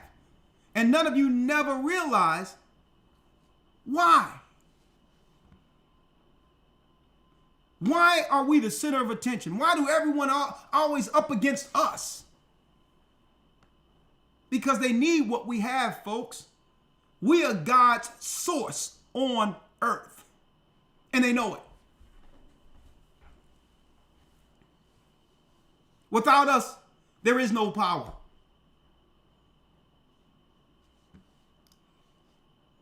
(22) And all the kings of Tyrus, and all the kings of Zidon, and the kings of the isles which are beyond the sea, Dedan and Tema and Buz, and all that are in the utmost corners, and all the kings of Arabia, and all the kings of the mingled people that dwell in the desert. Talking about the Bedouins. Go ahead. And all the kings of Zimri, and all the kings of Elam, and all the kings of the Medes. And all the kings of the Medes. They all drunk this cup. So the Most High is saying, listen, if you all drunk the cup, which means you all got rich off the slavery of our people, and you made the agreement to take on the power I've given you, then guess what? You made an agreement against our people, and now your children must do what? Your children must bear the prophecy, the judgment on them, like we bear the judgment concerning the ills and evils of our forefathers. We did none of what they did, but yet we suffer. We had to go down, even though our forefathers broke the law. I need y'all to think about that. Some people might ask, well, hold up, is that fair? Is that fair that now the children have to suffer based on what the parents did? Yes, it's fair. My family had to go in the belly of ships and serve other nations. These were people that had nothing to do with what happened in Jerusalem before Jerusalem fell. But the prophecies follow us. And it doesn't matter where in the earth. The prophecies concerning the sin of our forefathers till this present day follow us. So, and because we had to drink that cup too. We were sitting on a throne as the Lion of Judah, the kings of Judah. We drunk that cup and like, yeah, look at all the power. We're the kings. And then did what? Defied the God who made us so. And now the children had to suffer. Well, guess what? It's the same for any other races of people who were born in the earth. And it doesn't matter if you're mixed and all that and think you can hide your genealogy by mixing and interracial marriage and all that. And that's why the Bible is also saying, even the mingled people. Okay? You can mingle along all you want, but God knows who you are according to your fathers. You're not going to hide yourself under another race of people by intermingling through biracial marriages. Okay? He still knows who you are. Right? Let's go. Yes, sir. Verse number 26. 26. And all the kings of the north, far and near, one with another, and all the kingdoms of the world which are upon the face of the earth, and the kings of Shashak shall drink after them. Therefore shalt thou say, verse 27, therefore thou shalt say unto them, thus saith the Lord of hosts, the God of Israel, drink ye and be drunken, and spew and fall, and rise no more. And rise no more. So they're fighting, brothers and sisters, to keep the power that was given them through our fall. And the Most High is saying, listen, what you're drinking comes with a price. You'll get rulership, but there will come a time where you will rise no more. Babylon the Great is fallen, is fallen. And no one ever equated that with what? The rise of Judah, the rise of the lion. It was the lion who made Babylon great.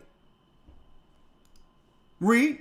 Because of what? Because of the sword which I will send among you. Read. And it's talking of what? The missiles, the weaponry. Read. And it shall be, if they refuse to take the cup at thine hands to drink it, then shalt thou say unto them, Thus saith the Lord of hosts, ye shall certainly drink. You shall certainly drink. See? So Iran don't want to get up into this thing like he know he's going to have to eventually. And the Most High like, no, we're going to push you to the edge. You coming into this war. Iranians are saying, listen, sanction me. Do whatever you want to do to me. We got enough to live amongst ourselves. They know when they come in this war, Iran will never be the same. It's fallen. And they must allow Esau to use the military might that's left in Iran in an alliance, a Confederate army, a world army that was prophesied to come against the children of Israel at the very end, like the Romans did in 70 AD, but on a global scale. All of the nation's children must come into the valley of Jehoshaphat with their children for the final war. And Esau is nudging them, pushing them. In Iran, the Medes, the Persians are saying, I don't want to drink this cup. I wasn't as bad as these other nations against God's people. But the Most High says, you got to drink anyway. Because you was in that Confederate. You all agreed not to tell us who we were. You all agreed to re-educate our children to benefit off of the slavery of the children of Israel. So now Iran must drink the cup. Huh? Iran is being forced into this prophecy right here. For lo, read 29. For lo, I begin to bring evil on the city which is called by my name. He says, I begin to bring evil on the city that's called by my name. I'm allowing Esau, the pagan brother of Jacob, the modern day European or Romans. I allowed them to utterly destroy my people. Read. And should ye be utterly unpunished? So you think I'm going to forget you? You nations?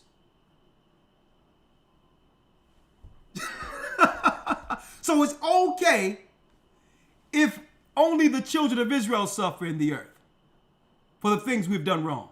Is that what you're saying? Our God, the God of the Hebrews, Ahaya is his name, is a just God. He's saying, listen, you don't got no problem with the curses that have been placed on the children of Israel. And you think I'm gonna let you go? Right? Read. Ye shall not be unpunished, for I will call a sword upon all the inhabitants of the earth, saith the Lord of hosts. And that's what we're witnessing right now in the Middle East. Okay? That's what we're witnessing right now. They're scrambling.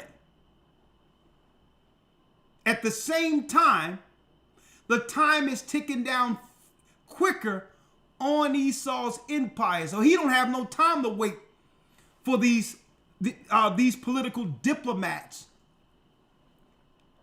to come into the war against us. He don't got no time to wait for that. His time is up. He's like, listen, I might as well fight you. See? It's Rome, according to the Bible, that's going to seek to fight against Christ upon his return. Now, if these guys are crazy enough to fight against God, you think they care about Iranians or anyone else?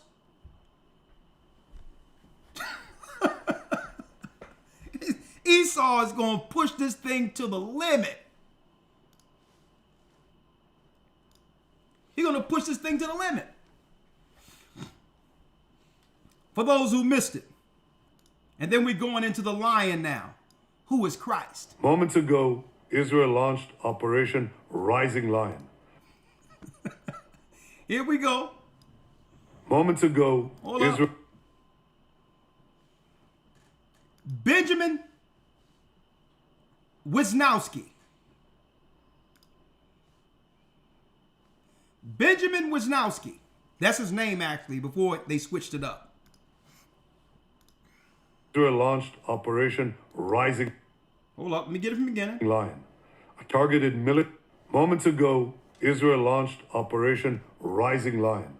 A targeted military operation to roll back the Iranian threat to Israel's very survival.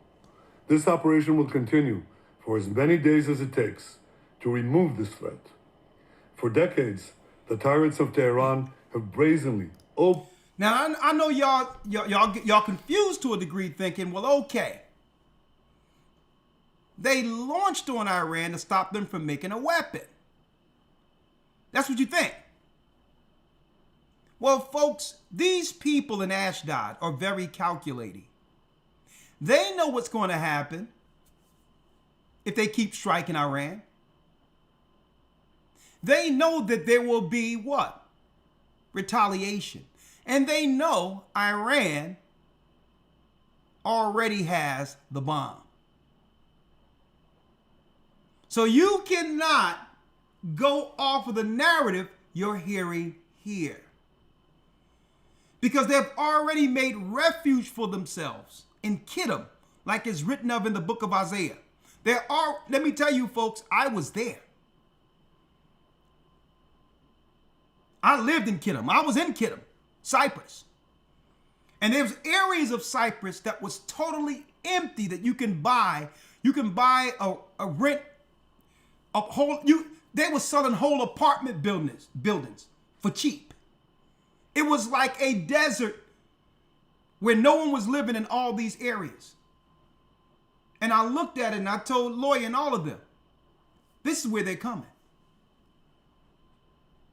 Now I understand living in Kittim, folks, how they prepared certain parts of Cyprus to run for refuge, the kings of Israel, that's in Israel, the diplomats. They made Cyprus their refuge. So when I seen all these empty buildings and all that happening, I'm like, this is where they're going to come. Like it's written of in the book of Isaiah. So they know Iran is going to strike all that area in the Middle East. But they'll already be in Europe, in Poland, Ukraine, and Cyprus before Iran launches on them. And at that time, there will be a 6 million person sacrifice.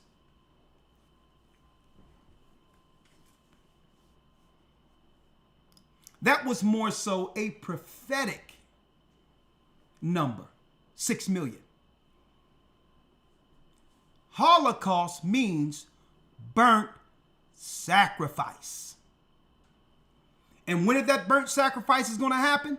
That was a future prophecy.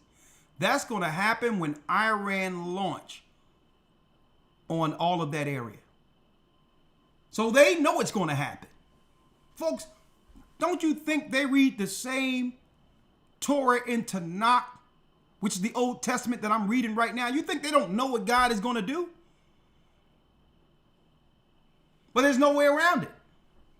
But they know exactly what I'm teaching is correct. They've read it. The 6 million people, the Holocaust or the burning is going to happen when Iran launch in that area. All the people in Jordan are going to be toast. The people in Gaza is going to be toast.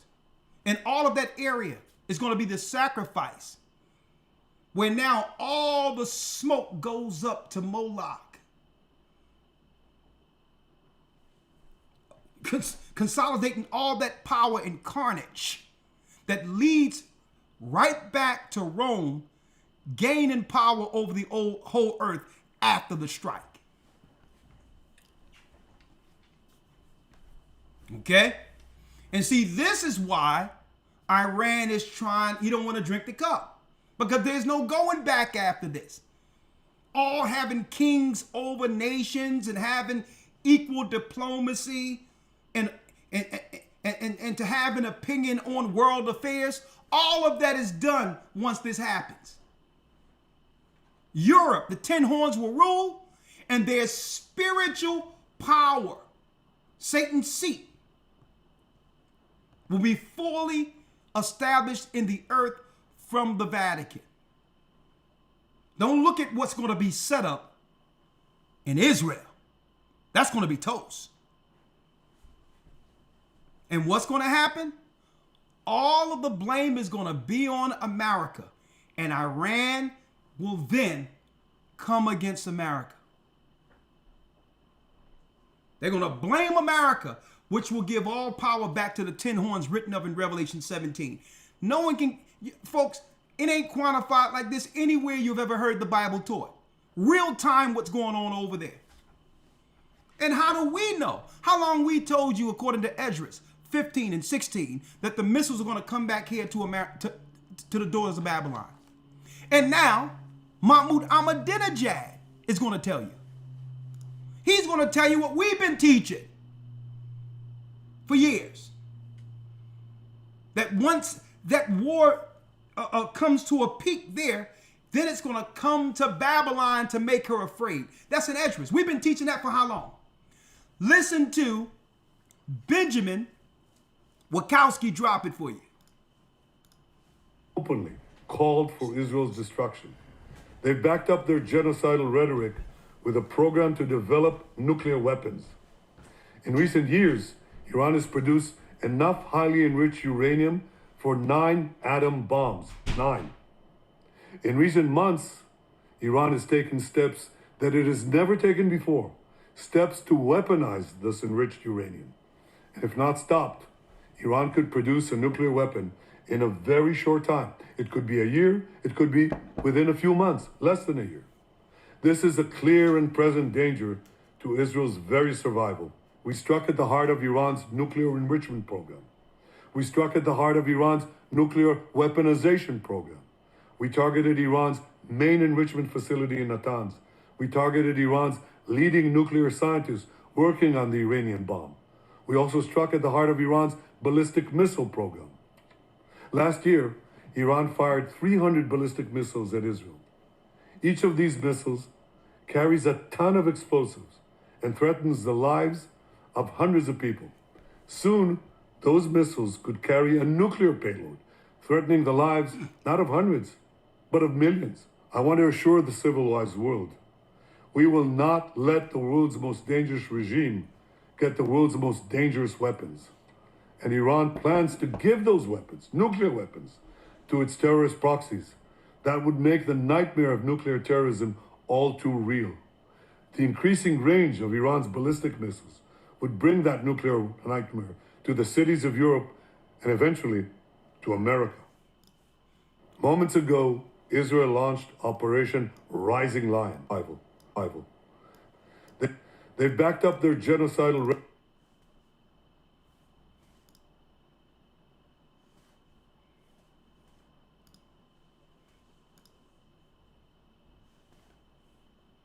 He says eventually to where? America. Once more.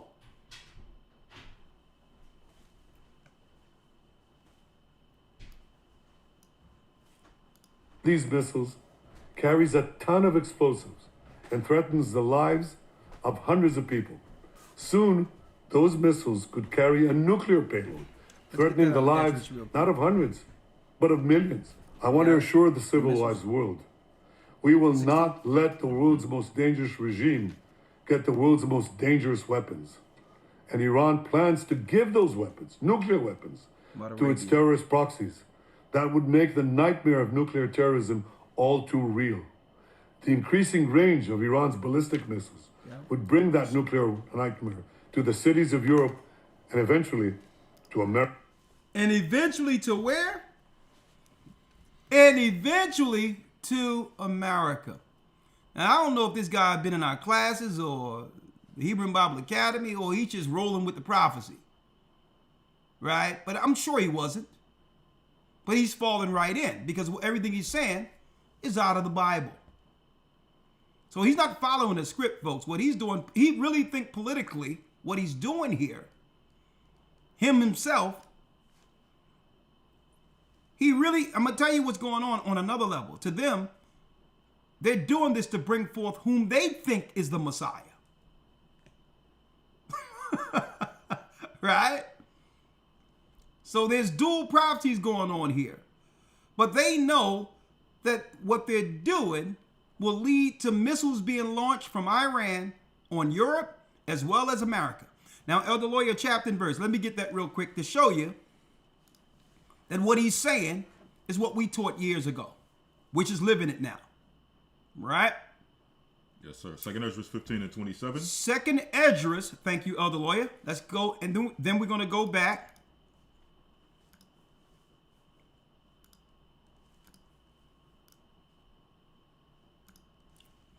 Second Esdras 16, 15, and 27. Let's read it. For now are the plagues come upon the whole earth, and ye shall remain in them. You shall remain in them. Come on. For God shall not deliver you because ye have sinned against him. Behold, an horrible vision, and the appearance thereof from the east. From the where? From the east. From the east. Where the nations of the dragons of Arabia shall come out with many chariots, and the multitude of them shall be carried as the wind upon the earth. Folks, these are flying machines the prophets are seeing. There were no airplanes back then. Read. That all they which hear them may fear and tremble. Come on. Also the Carmanians, raging in wrath, shall go forth as the wild boars of the wood, and with great power shall they come, and join battle with them, and shall waste a portion of the land of the Assyrians. They shall waste a portion of the land of the what? Assyrians. Of the Assyrians. So what are we seeing? That's right, folks. From the Gulf War, when the Bushes and others started coming in, taking over and destroying these areas. Right? Iraq and others. Read. 31. And then shall the dragons have the upper hand, remembering their nature. They're going to remember their nature, being what? Being a wild man. Read. And if they shall turn themselves, conspiring together in great power to persecute them, then shall these be troubled and keep silence through their power, and shall flee. Read. And that you seen the leaders running from one area to the next, and they were being destroyed. Right? Hiding like Gaddafi and others that were hiding, fleeing. As the empire of Rome through America started coming in and taking them, and their kings were fleeing to other areas hiding. The prophet seen this years ago, thousands of years ago. Read. 33. And from the land of the Assyrians shall the enemy besiege them, and consume some of them, and in their host shall be fear and dread and strife among their kings. And dissension amongst the leaders of the Middle East. See? All those that were conspired together against us now, they're all going against one another now. Read. Behold, clouds from the east and from the north unto the south, and they are very horrible to look upon, full of wrath and storm. Now we know the clouds are coming from what? Missiles hitting, like we're seeing today. Read. 35. They shall smite one upon another, and they shall smite down a great multitude of stars upon the earth. A great multitude of stars upon the earth. Heat-seeking missiles that can shoot down what? Enemy missiles. Folks, it's as if Ezra was actually narrating what we've seen in the last couple of days. This morning when I pulled up the video, what did they say? American weaponry or defense is helping Israel shoot down Iranian missiles that are aimed towards Israel right now. It's like a star shooting down another star. As if the prophets are live narrating what we're witnessing on mainstream TV today. Read. They shall smite upon one another, and they shall smite down a great multitude of stars upon the earth, even their own star, and blood shall be from the sword unto the belly. It's talking about much carnage and death. Read. And dung of men unto the camel's hoof. Come on. And there shall be great fearfulness and trembling upon earth, and they that see the raft shall be afraid, and trembling shall come upon them. And then shall there come great storms from the south and from the north, and another part from the west. A strong wind shall arise from the east, and shall open it. And the clouds which he raised up in wrath, and the stars stirred to cause fear toward the east and west wind, shall be destroyed. And it's talking about what? Them deploying missiles and the nuclear bomb eventually. Read. 40. And great and mighty clouds shall be lifted up full of wrath, and the star, and they shall make all the earth afraid, and them that dwell therein, and they shall pour out on every high and eminent place an horrible star. A horrible star is them seeing something that looks like a star aimed towards hitting all the major cities of the world. What did Netanyahu just say? Eventually, the missiles can reach Europe and then come to America and get to America. Read. 41. Fire and hail and flying swords and many waters. That means because when they hit, tsunamis will ensue. See? Read. That all fields may be full, and all rivers with the abundance of great waters. Read. And they shall break down the cities and walls, mountains and hills, trees of the wood, and grass of the meadows, and their corn. Come on. And they shall go steadfastly unto Babylon to make her afraid. And they will go where now? And they shall go steadfastly unto Babylon to make her afraid. And then eventually it comes to Babylon. Folks, the prophets seen our current times. They seen it. And we, the Gather of Christ Church, is reporting it live here. Real time as it's happening. And the reason for it, Netanyahu stated that this is Operation Rising Lion. They must pull everyone into the Confederacy to come against Israel at once. The rising lion isn't just Judah. It's the coming of our Lord and Savior. It's code for we must prepare against the lion. Judah, the king, is coming back for his people. Genesis 49, let's get it real quick. Genesis 49, and then we're going to just touch on the prophecy of the lion in 2nd Esdras. The Lion of Judah. Yes, sir. The book of Genesis, chapter 49, verse. Let's go straight to 9. Let's go straight to 8. Genesis 49 and 8. Yes. Judah, thou art he whom thy brethren shall praise. Judah, thou art he whom thou brethren shall praise. Now we know it's talking about Christ, but there's a spirit in Judah who does what? Who dictates the culture for the world. Everyone presses upon Judah. If Judah dresses a certain type of way, style, man or woman, the world follows suit. Okay? This is why Esau must use our people when it comes to their corporations and businesses and all that. They have the machine, but it's nothing without the ideas that come through Judah.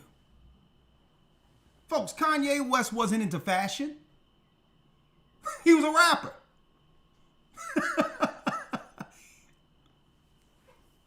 See? When they created basketball, it wasn't to do what we're doing with it now that made it a world phenomenon. It was against the basketball rules to dunk.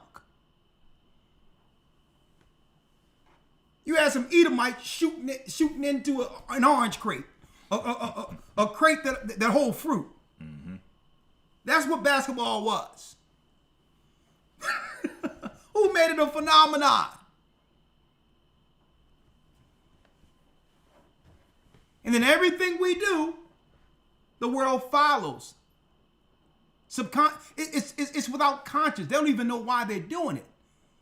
It's the spirit of Judah.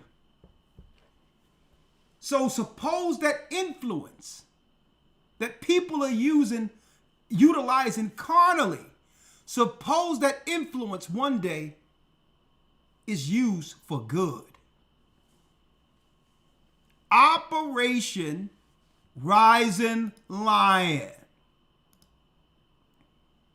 Now, as long as you want to do evil, debauchery, sin, and have that be the trend the world follow, guess what? They don't mind that. But say out of nowhere, yeah, you know what? I have enough money. My people are suffering. We're going to create our own party called the Black Party now. Like Sean Combs said 3-4 years ago. Look it up. Right? And they were like, oh, we ain't going that way. Now, we thought your influence should be liquor. Mm-hmm. Getting drunk. So we down with the power you have of influence. But it's to harm your people. Don't be talking about doing stuff for your people now. You know, we got the tape. We got the tapes. See how it is? This is why they find our people from nowhere and utilizes on the machine, because no other people has the influence spiritually as Judah, as we do. See? Judah, thou art he whom thy brethren shall praise. Read. Thy hand shall be in the neck of thine enemies. That means Esau will keep us close to them. Everywhere they go, they'll keep us close. Why? Hey, you keep your friends close, but you keep your enemies closer. Why? They know the prophecy concerning Judah one day rising, where the heavens will use Judah's mouth as a tool for the awakening. To let everybody, to put the whole world on notice that guess what? You all drunk of that cup, and payment is now due. And no one can articulate it and bring it forth and make it cool enough for you to hear than Judah. Okay? Billy Graham, Joel Osteen, there's no flavor when they're up in this Bible. Hence the reason the majority of their lessons on Sunday mornings be about 40 minutes. They don't even understand how the children of Israel can sit for 2-3 hours in total attention absorbing God's word, because they don't have no flavor. People can't connect to the Bible like it is when Israel teaches it. See? Thy father's children, read. Thy father's children shall bow down before thee. That means all the tribes are going to follow Judah. See, Esau understand this, because it all comes down to that line of Judah that leads to our king, the Christ, the Messiah, who was prophesied to war against Rome upon his arrival. To war against Rome is Christ's mission. That's the first thing he's going to do when he returns. He's going to take down that sin city, the throne of Satan. 9. Judah is a lion's whelp. From the prey, my son, thou art gone up. He stooped down, he crouched as a lion. He crouched as a lion. And as an old lion. And as a Moments what? ago, As an old lion. As an old lion, read. Who shall rouse him up? Who shall rouse or raise Judah? Who shall raise Judah? Who? This who? It was prophesied. 10. Verse 10. The scepter shall not depart from Judah, nor a lawgiver from between his feet, until Shiloh come. Until Christ come. And unto him shall the gathering of the people be. Unto Christ shall the gathering of the people be. So when we talk about what? Judah is a lion stooped down. He's pacified. He's not in the position of predator like he once was. And it's saying, well, hold up now. Who's going to rise Judah up? The heavens are. We're speaking differently now. We're moving differently now. And the Gentiles understand we're no longer under their programming and or power. They see this clearly now. Usually when there's some type of riot and all that and uprising that happens in the United States or any other place, it's usually our people leading the charge. And we at home, all of our people, the same people that was marching and rioting doing Black Lives Matter, sitting there just eating popcorn, looking at the people saying, hey, this is not our fight. You think they can't see that spell has been broken off of us? So they need an operation.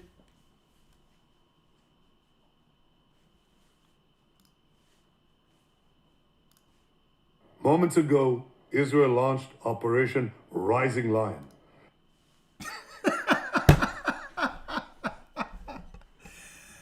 They need an Operation Rising Lion. So this is not just a strike on Iran, right?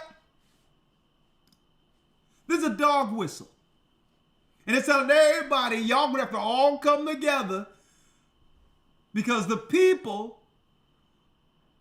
of Israel, and I'm speaking of the bloodline Judites, they're rising. And we have to call all of you into the war so that we can do what we need to do to them in these inner cities under the clouds of warfare for the final desolation of Jerusalem, the people. Huh? Are y'all following me here? Now let's talk about the lion who speaks against the eagle in the book of Esdras. Yes, sir. Straight to the point. Straight to the point. The lion, who we know as who? Christ. Second Esdras. All right. Second Esdras chapter 12 and verse number 31. 12 verse 31. This is the lion of Judah speaking against the eagle. The eagle is Esau. I'll start at verse 11 and then jump. The eagle is Esau. All right. Second Esdras 12 and 11. Read. In fact, I'll start in verse number 10. Yep. And he said unto me, this is the interpretation of the vision. The eagle, whom thou sawest come up from the sea, is the kingdom which was seen in the vision of thy brother Daniel. The eagle which thou sawest come up from the sea is the kingdom, the fourth kingdom, mind you, which was seen in the vision Daniel.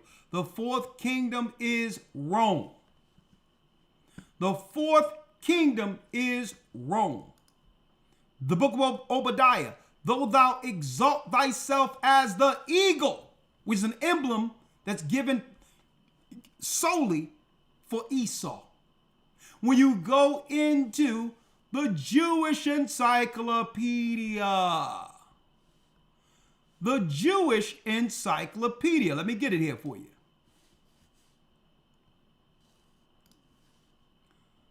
Look it up yourself.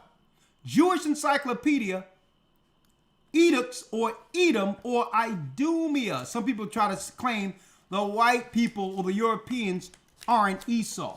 They tell you who they are, right? All right, go to the Jewish Encyclopedia and type in Rome. Type in Rome. And it'll go right here. And it says what? The name Edom is used by the Talmudists for the Roman Empire.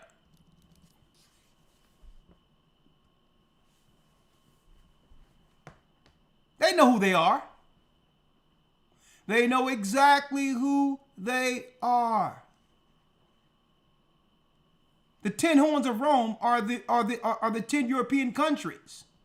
The original 10 horns that came out of Rome, that aligned with Rome in the ancient times against us. Rome, the Roman Empire, is Edom. Every passage of the Bible, the Jewish sages tells us, every passage of the Bible referring to Edom or Esau. What is it? Again, listen what the Jewish Talmudists tell you. The name of Edom is used by the Talmudists for the Roman Empire, and they apply to Rome every passage from the Bible referring to Edom or Esau. Rome, under the name Edom, is compared to the boar, swine. This is why swine have become their what? Their delicacy of choice. See? And swine was also used in ancient Babylon for exorcisms. They would put the pig next to a person possessed by demons. Look it up. Look it up. When they do their exorcisms, and the top Babylonian priest would exorcise a demon out of a person, a girl, or anything, it would go into the pig, and they would let the pig free. And that's the garbage they feeding people now. Rome is compared to the boar or the pig. Okay? So even they tell you who they are, right? They outright tell you who they are. Now, I'm going to go to something in a minute, but Elder Lawya, let's go back. Mm-hmm. So it's the fourth, what? It says, the kingdom is the kingdom which was seen in the vision of thy brother Daniel. Read. But it was not expounded unto him, therefore now I declare it unto thee. So now Ezra says, I'm going to declare the full vision to you. Read. 13. Behold, the days will come that there shall rise up a kingdom upon earth, and it shall be feared above all the kingdoms that were before it. That's the fourth beast, Rome. Jumping down to verse 31. Now, who's speaking to this eagle? The lion. Let's go to 31. Let's read it. And the lion whom thou sawest rising up out of the wood and roaring and speaking to the eagle and rebuking her for her unrighteousness. The lion which thou sawest in the vision, rising out of the wood and roaring. We know that's a prophecy of Christ. And speaking to the eagle, which is the previous chapter in the 11th chapter of Esdras. Well, there was a lion that came out of the woods and started speaking to the eagle in the vision and rebuking the eagle, who is Edom or Rome, for her unrighteousness. Read. With all the words which thou hast heard. Read. This is the anointed, whom the highest have kept for them and for their wickedness unto the end. Unto the end, he shall what? He shall reprove them. He shall begin to correct them, and he's doing that through his ministry, and his people, Judah, is declaring to the world that these leaders, these pagan leaders, push abominations and sin upon the earth against God's law. They're not God's people. How do you know they're not God's people? They have the power and influence to promote righteousness, right? But refuse to do so. I need y'all to think about this, folks. Hollywood, media, the financial influence that you can actually pay for wars and influence other countries. But yet, with all that power, money, and influence, you refuse to push the law and what's right according to God. So Christ in this prophecy is calling out their hypocrisy. How dare you call yourselves the children of God? You have the power to enforce justice, yet you push debauchery, evil, sin, the spirit of Sodom and Gomorrah. You push unrighteousness. You're not the children of God. You're the children of the devil. So it says Christ, he shall reprove them, the lion coming out of the woods. Read. And shall upbraid them with their cruelty. And then promote to the whole earth and tell the whole earth how evil they have been since our God gave them power. How unjust they have been. Read. 33. For he shall set them before him alive in judgment, and shall rebuke them and correct them. And correct them. Read. For the rest of my people shall he deliver with mercy. But for the rest of God's people, Christ shall deliver with mercy. Read. Those that have been preserved upon my borders, and he shall make them joyful unto the coming of the day of judgment, whereof I've spoken unto thee from the beginning. So when it comes down to prophecy of what's going on in the earth concerning the Middle East, that's Christ. That's Christ stirring it all up, because all of these prophecies must come to pass that was written before his return. So what's going to happen with Iran? What comes next? Elder Lawya, if you will, let's go to now Jeremiah 51, verse 28, and Isaiah 13.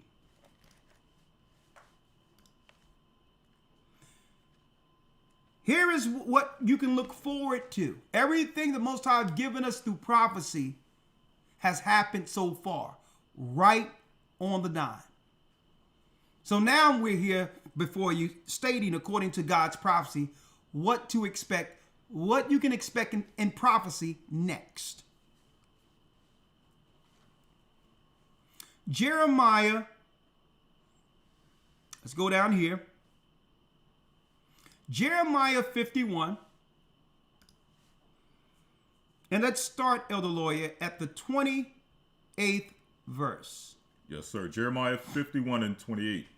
Prepare against her the nations with the kings of the Medes. It says, prepare against the nations with the kings of the Medes, who are the Iranians. Read. The captains thereof, and all the rulers thereof, and all the land of his dominion. And the land shall tremble and sorrow, for every purpose of the Lord shall be performed against Babylon. Performed against Babylon. So this war is getting provoked and agitated by the Edomites in Israel to provoke Iran to get rid of that area, the Middle East, and to strike America. The Lord is stirring this up. The strike. Now, I'm going to show you all a map that I've shown brothers and sisters yesterday on Patreon to know exactly the areas that will be underwater when it happens. But we have time. But here's a fair warning. And this is even to the Ben Ami people that are over there in Israel who went back in the 70s under Ben Ami, and that was a cover. They allowed them to build that area there because at the same time, guess what? In Dimona, Israel was actually dealing with their weapon program not too far from there. So how do you hide the fact that you are enriching uranium and making yourself a bomb? Well, just let these black people in and claim that they're building too, and expat repatriation back to Israel and Dimona, and use their building as a cover. Why? Well, Israel at that time was claiming that they didn't have a nuclear bomb. They were the one country who refused to be a part of the weapons, the bombs, the Atoms Bomb Proliferation Act.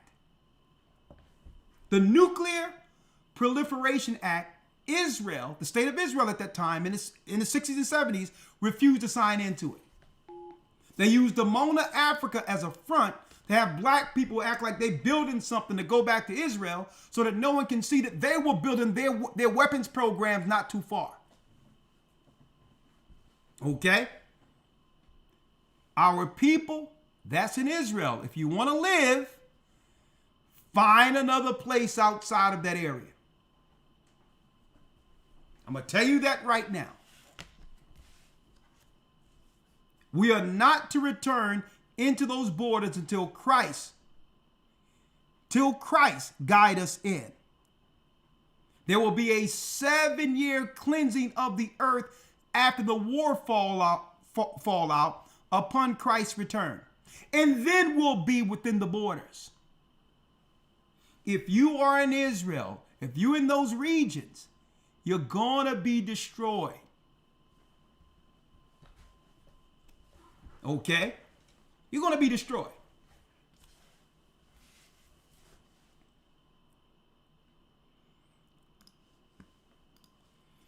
And the land shall tremble and sorrow, read. For every purpose of the Lord shall be performed against Babylon, to make the land of Babylon a desolation without inhabitants. Without inhabitants. Why? Because eventually when they hit America, I told you about the domino effect. Okay? All of the nuclear reactors we have in the United States that power our energy and all these others were strategically built on fault lines. So once something hit, it's going to be a domino effect where all of these nuclear reactors are going to blow. And it's going to separate America into 3 separate parts. And I'm going to show you the map in a minute to show you the areas you cannot be in at that time, especially the inner cities. Now, of course, we will be able to survive a lot of it if we're not in the geography of the fallout when it comes to the nuclear waste and all these others that'll be let in the air. Okay? Now, so how will this happen prophetically once they go against Iran and Iran retaliates? Well, Iran is going to strike Israel. It's going to be totally burnt, all that area. The kings of Kittim, the kings of Israel, are going to run into Cyprus, if they haven't already started, and different parts of Europe. They're going back to Ukraine. They're going back to Rome. And then their plan is to now, under the cloud of that particular war, come against the children of Israel that's throughout the earth. That's the plan. Remember, you heard it here first. June 14th, so-called 2025. If you don't have this lesson, get it and download it. And remember, guess what? The Most High sent us to tell you exactly what was going to happen. Let's go to Isaiah 13 now.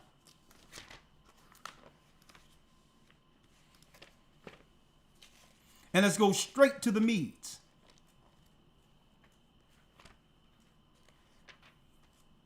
Isaiah 13.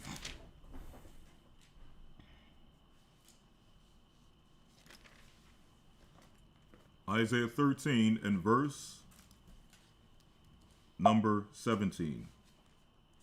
Right here, 13 and 17. There it is. Let's read it. Behold, I will stir up the Medes against them. I will stir up the Medes against them. See? It's our God behind the whole thing. Read. Which shall not regard silver, and as for gold, they shall not delight in it. They don't care about the payment, or they would have brought in to the New World Order and not. They would have overcome those sanctions. Excuse me. See, if they cared about the money in the economy and all these others, they would have been capitulated. See, they don't care about the money and all that.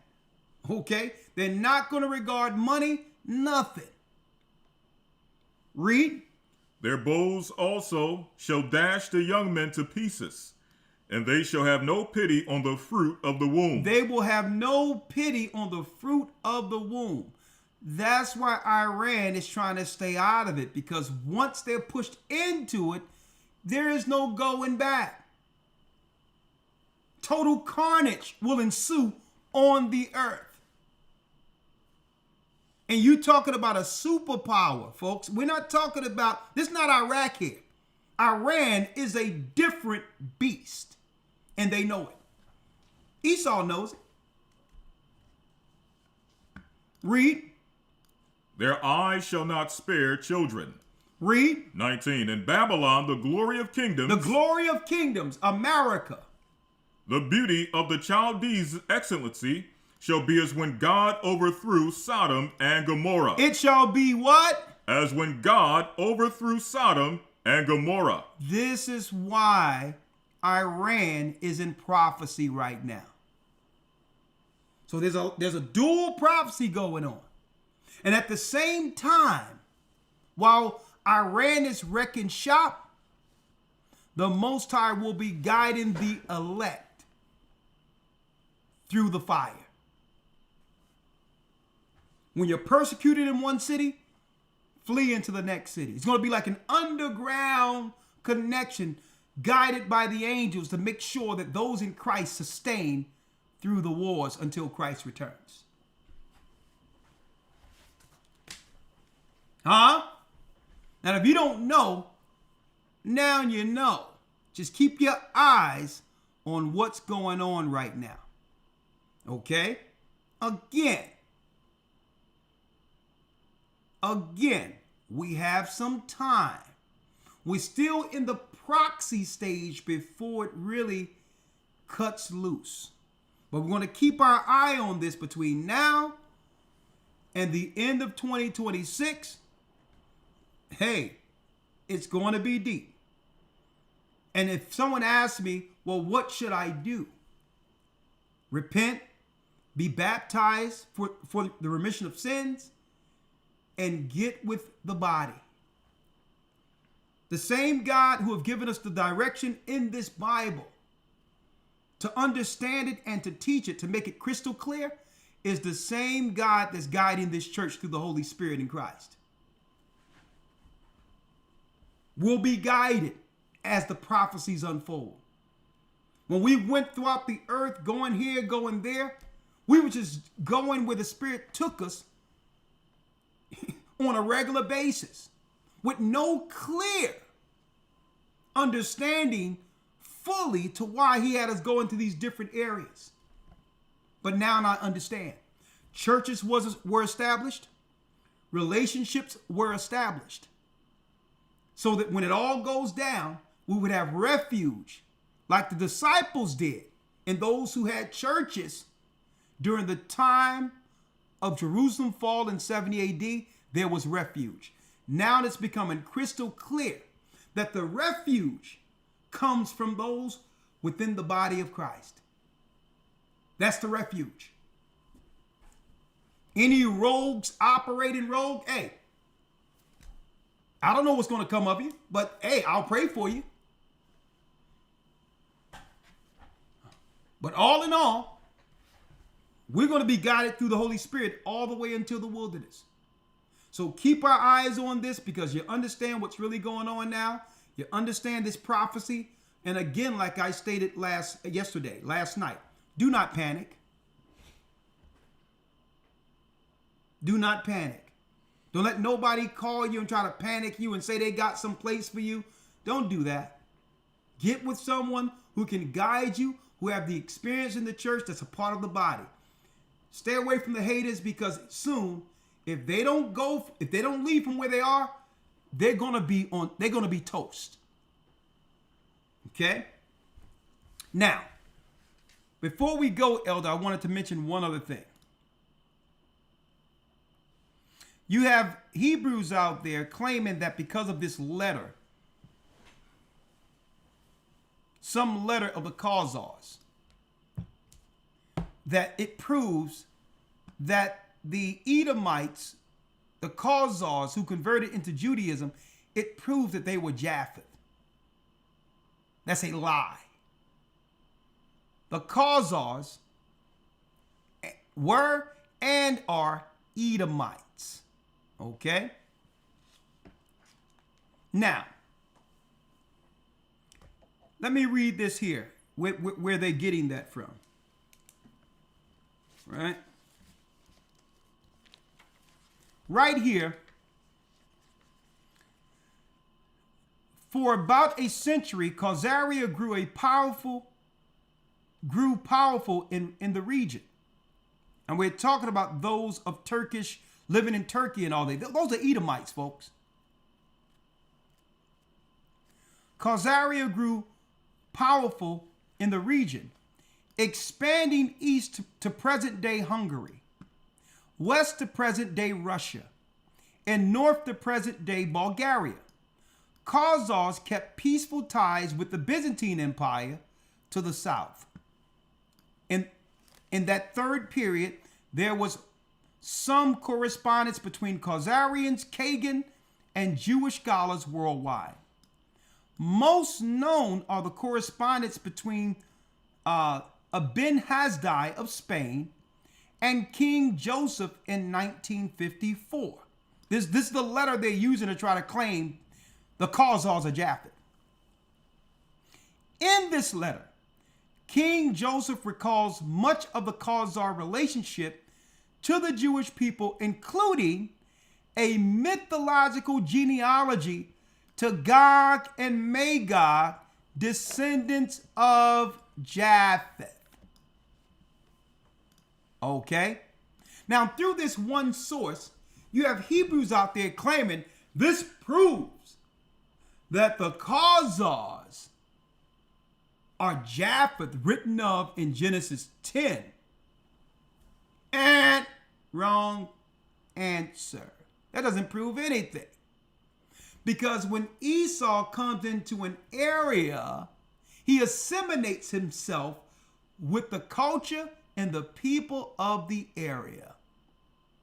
When you go into, listen to me clearly, folks, when you go into the antiquity of the Jews, well before Khazaria, it shows us the original conversion of Edomites into Jewry.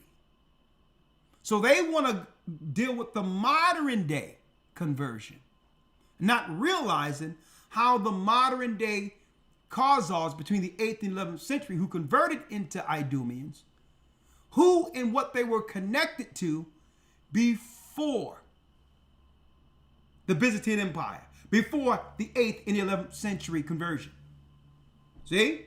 So you must go way back even before Christ to see the origin of all these Europeans, Edomites who converted. You can't use Khazaria and say, well, hold up, they're Japheth, not realizing how these Edomites got into Turkey. See? They got into Turkey through the Roman wars, as well as, even before that, the wars of Alexander the Greek's generals, who began to conquer all of that area and set up Edomite societies. So no, you can't look at and say, hold up, here's a letter of a king who says he's from the genealogy of Japheth. You can't use that. Or you're going to tell me that Elon Musk is South African right now. Because he said so.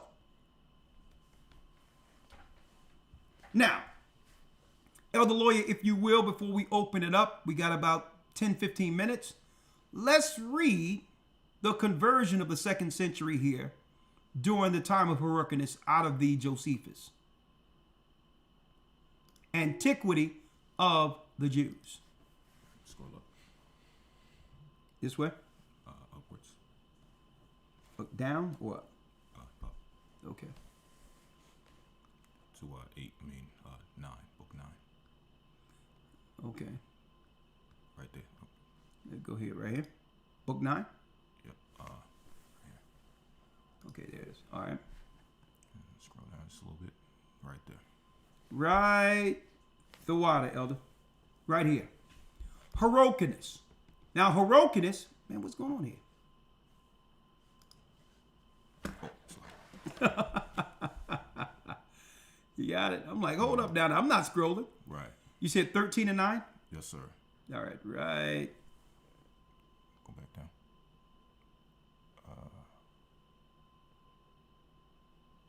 Scroll up a little bit. What book is it? Book 13. Book 13, 9, right? Mm-hmm. Keep going up. 1 second. Mm-hmm. Right there. Okay, there it is, the water. I'm going to mark it so I don't forget it. So in the book of Josephus, folks, it breaks it all down. Read it, if you will, Elder Lawyer. Yes, sir. Hyrcanus took also Dora and Marasa, cities of Idumea. Cities of Idumea. So what are we witnessing here? We're witnessing Israelites overthrowing the Idumeans in that area, Edomites, overthrowing them in a war. 2nd century. This was before Christ was born. Read. And subdued all the Idumeans and permitted them to stay in that country if they would circumcise their genitals. If they would circumcise their genitals. So we forced the Edomites, who are the modern day Europeans, to convert. You're not going to stay here dealing in your pagan Canaanite worships. So if you're from Esau, you had to convert at this time. Read. And make use of the laws of the Jews. And you must follow the laws of Jerusalem. We made the Edomites follow God's law. We converted them. Read. And they were so desirous of living in the country of their forefathers that they submitted to the use of circumcision and the rest of the Jewish ways of living. Read. At which time, therefore, this befell them, that they were hereafter no other than Jews. And this is where you get the term Jews from. An identifier for those who converted. If you are of another nation and convert into our ways, that makes you a Jew. But it doesn't distinguish it, but there's a distinguishment here. You're not from the 12 tribes. See? That's what distinguished the 12 tribes from converts. So yes, they're Jew according to their beliefs, but they're not from the 12 tribes of Israel. See that? So when you see Europeans as Jews, you notice they never distinguish from what tribe they're from, because they're not from the 12 tribes. Okay? They're Jews through conversion. Now, the Kazars were Edomites in the Turkish area who was dealing with, they were called the serpent people. They were straight pagans. And between the 8th and the 11th century AD, being pressed upon two sides between Islam and Christianity, two Abrahamic religions, they decided to convert to Judaism, while still holding the pagan mysticism and the witchcraft and evil as the true foundation for their core beliefs.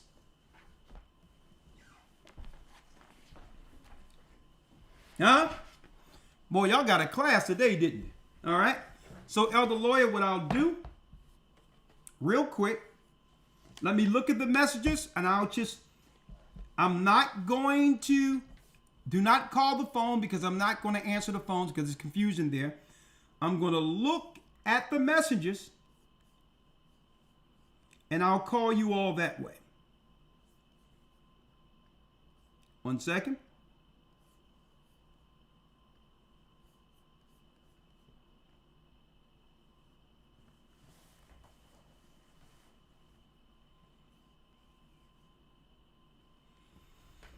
Look at the messages here.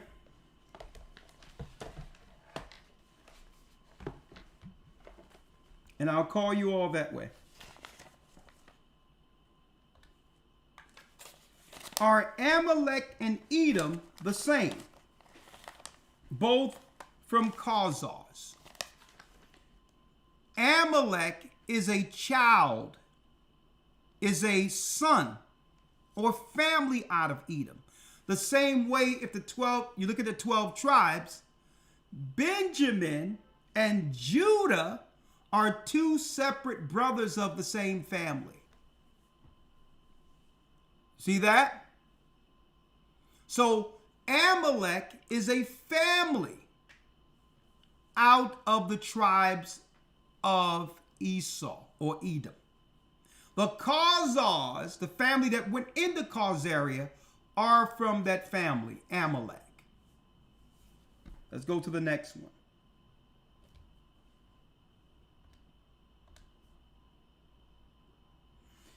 If you would like to donate, 404 area code, okay? Go to gatheringofchrist.org and hit donate. And it'll give you options. If you want to donate directly to the elders, it'll give you an option for that, or whatever you would like to do to support in any area you see fit. Or there's a P.O. box, gatheringofchrist.org, that you can actually go to. You can see it on gatheringofchrist.org, P.O. box. You can send check or money order that way if you feel safe that way. And or if you're just donating for the classes, our weekly classes, and want to give us a donation, then you would just go to the Cash App is $GOCC report, and keep it there, because you got others like scammy East Indians and others that are making tags close to GOCC to try to get money sent to them. $GOCC report. Okay? Go to gatheringofchrist.org if you want to donate. Yes, you can use $GOCC report. Absolutely.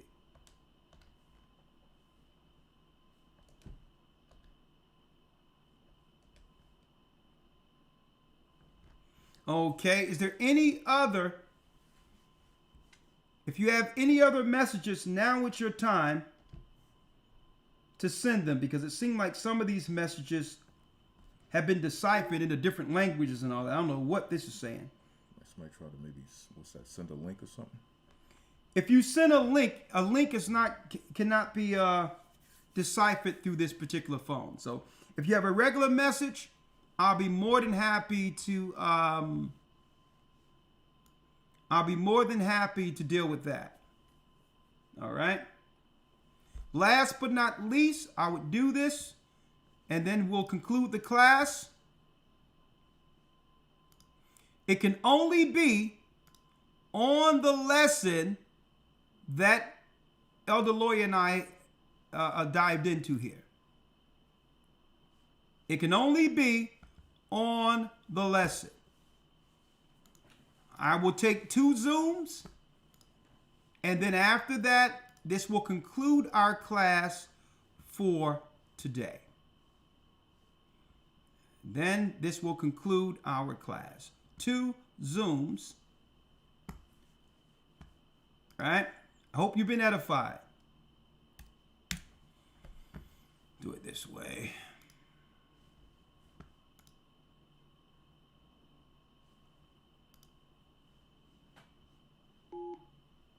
Man, we over 3,000. All praises be to the Most High. Oh yeah, this thing was hitting up in here today. Huh? Praise the Most High. Ain't that something? I didn't even see that number. I seen it right here. Oh, that's right. They're asking for the map. How could I have forgotten that? Let me get that map, the Forbes map. I have it here. Hold on.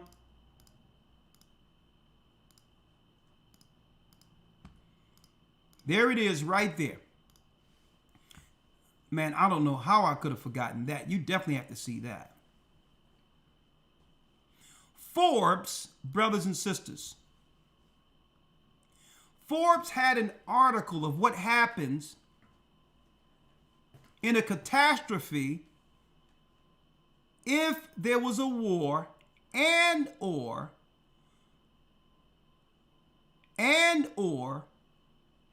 bombs hit the United States.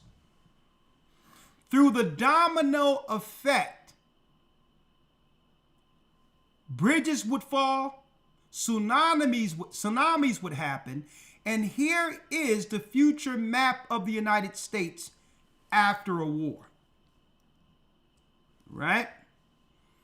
Now, I'm so glad. Thank you, Elder Rawchaa. I didn't want to forget this. Based on the information, the data they've collected, okay, after a war, the majority of Oregon that used to have land here will be gone. All of this landscape. Nevada will be underwater. Utah will be underwater. Half of Colorado will be underwater, going all the way up into here. Parts of Wyoming, underwater. That's why the Bible says flee into the mountains. Look at all the mountain areas that are safe. Nevada, Utah will be totally underwater. The coastal sides of Arizona, 1/3 of Arizona during the coastal sides will be underwater. Colorado, only 1/3 of Colorado will survive. And that would be the mountainous areas or the bottom area of Colorado. 1/3 of Colorado near the water, it'll be here. Then you have a stream going through here, right? Arkansas, about a half or 1/3. That's America broken into 3 parts on the map. Yes, it is. That's America broken into 3 parts, Gaza. You are correct. All of this in Arkansas on this side. Find out where you are geographically, where you live. Okay? This is what they estimate or understand how the land is laid out, what will happen if something was to hit America. The coastal sides of Carolina, gone. The inward side of Georgia, gone. Okay? All of this, parts of Maine near the coast, half of Maine, gone. Okay? Now, what areas will be safe? Canada predominantly will be safe. Iowa, Kentucky, Pennsylvania fully will be safe. Connecticut will be safe. Massachusetts and the coast of Massachusetts and New Hampshire is gone. Parts of Maine, all of these areas you see here is current land. Will be gone. Everything you see that's current land that's etched out will be gone in the war. Michigan, this is what's left. See Michigan?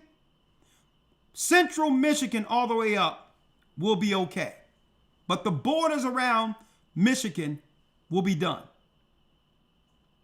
Okay? So I thought I would show you this map because Forbes put it out there years ago. The America in case a catastrophe happens, right?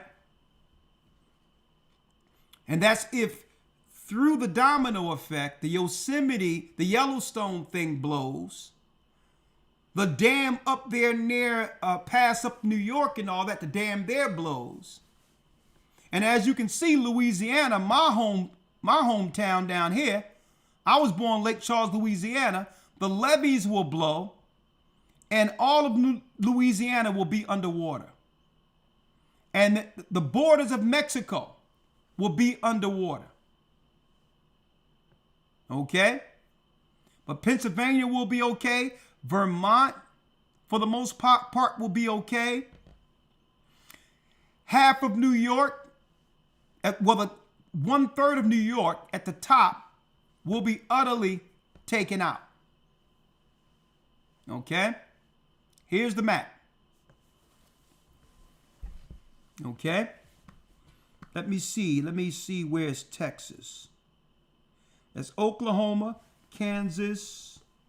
Yeah, the bottom parts of Texas. Man, Texas is going to survive it. New Mexico will be fine. Kansas will be fine. Oklahoma will be fine. And all of Texas outside of the borders will be fine. Florida, the bottom keys of Florida down here will be utterly gone. See? So what I would suggest for those who are watching, if you can, just take a snapshot. As a matter of fact, better yet, I'll put the article in the chat for you all. How about that?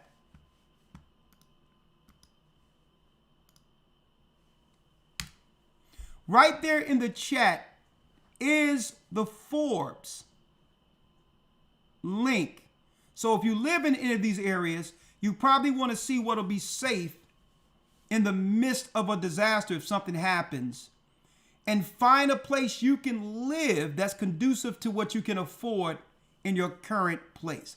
Again, this is not going to happen tomorrow, so don't panic. All right? But still, it's good that you have this. All right? It's good that you have it.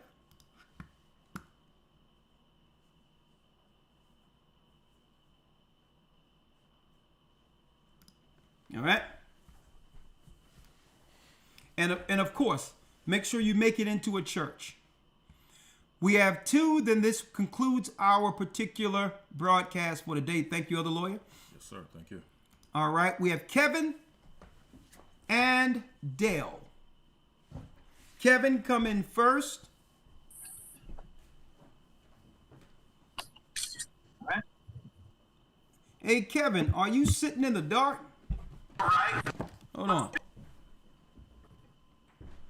Oh, no, we're not doing that.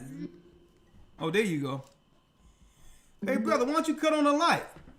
Kev? Hey, give me just a second. Oh no. You can't be operating from a sultry posture here. It's too early in the day on the Sabbath for you sitting up leaning. Give me just a second, because you're in an echo right now on YouTube. Let me mute you. Okay. It's too early to be, up in the dark. I'm not seeing anything but I live in a third world country, man. It's hot here. I got the fan on. Okay. So, hey, brother. Hey, listen, I'm just worried about people in that dark. this Sabbath. All right, so do me a favor, Del. I need you to mute it real quick. Thank you, Del. Not you, Kev. Kev, you're in. Talk to me. No, so basically, I mean, my question is more so like I understand what you went through today, and I've been following it for a while, or at least since 2010. You know, so I'm wondering, you know, because I've been looking at this, the King Alfred plan, we talked about that and it disappeared, Yeah. and then the Albert Pike's plan for the Middle East, his pitch on the Third World War. Okay, what's So your I'm question? wondering how that ties in with what's going on currently. Because what they did was they updated the King Alfred plan, right? On a Right, the immigration versus the Yeah. actual black people. Yeah, I caught that. See, but don't forget, they had the King Alfred plan in case the Civil Rights Act didn't work. So when they started giving us welfare and separating families and all that, then if they can destroy us that way, then there will be no need for the King Alfred. But now they have a more sophisticated way of the King Alfred that they're moving through the immigration all over the earth right now. Okay, all right. All right. And then as far as Albert Pike's, it's pretty cut and dry. I mean, it's fairly well the route that they're following. Oh yeah. Yay or nay. Right on the plan. If you don't mind me asking, where are you? I'm in Guatemala. I'm part of the Central American body. Okay, you in Guatemala right now. All praises. Okay. Yeah, I've been here since 2012, actually. Okay. All right. So that's good. That's good. So you are a part of the body, which is good, and you're staying in the know. But yeah, the King Alfred plan now is really literally the immigration plan now. But they're doing it now where they can extract you under the guise of immigration. You got it? Yeah, that's what I've been looking at in the news, and I kind of figured that's the route that they were going, but I wasn't certain. And I hadn't seen anything on the channels, nobody because the weather, we're in rain season here in Central America. So the groups, the gatherings that we have over the Zoom aren't really going right now because of that, because it interferes with the internet. So I hadn't really got word as to whether anybody was looking at it that way or not. Oh yeah. Oh yeah. I mean, it's a more sophisticated way of doing it. They had the King Alfred plan in place in case their Civil Rights Act didn't work. But of course, it worked.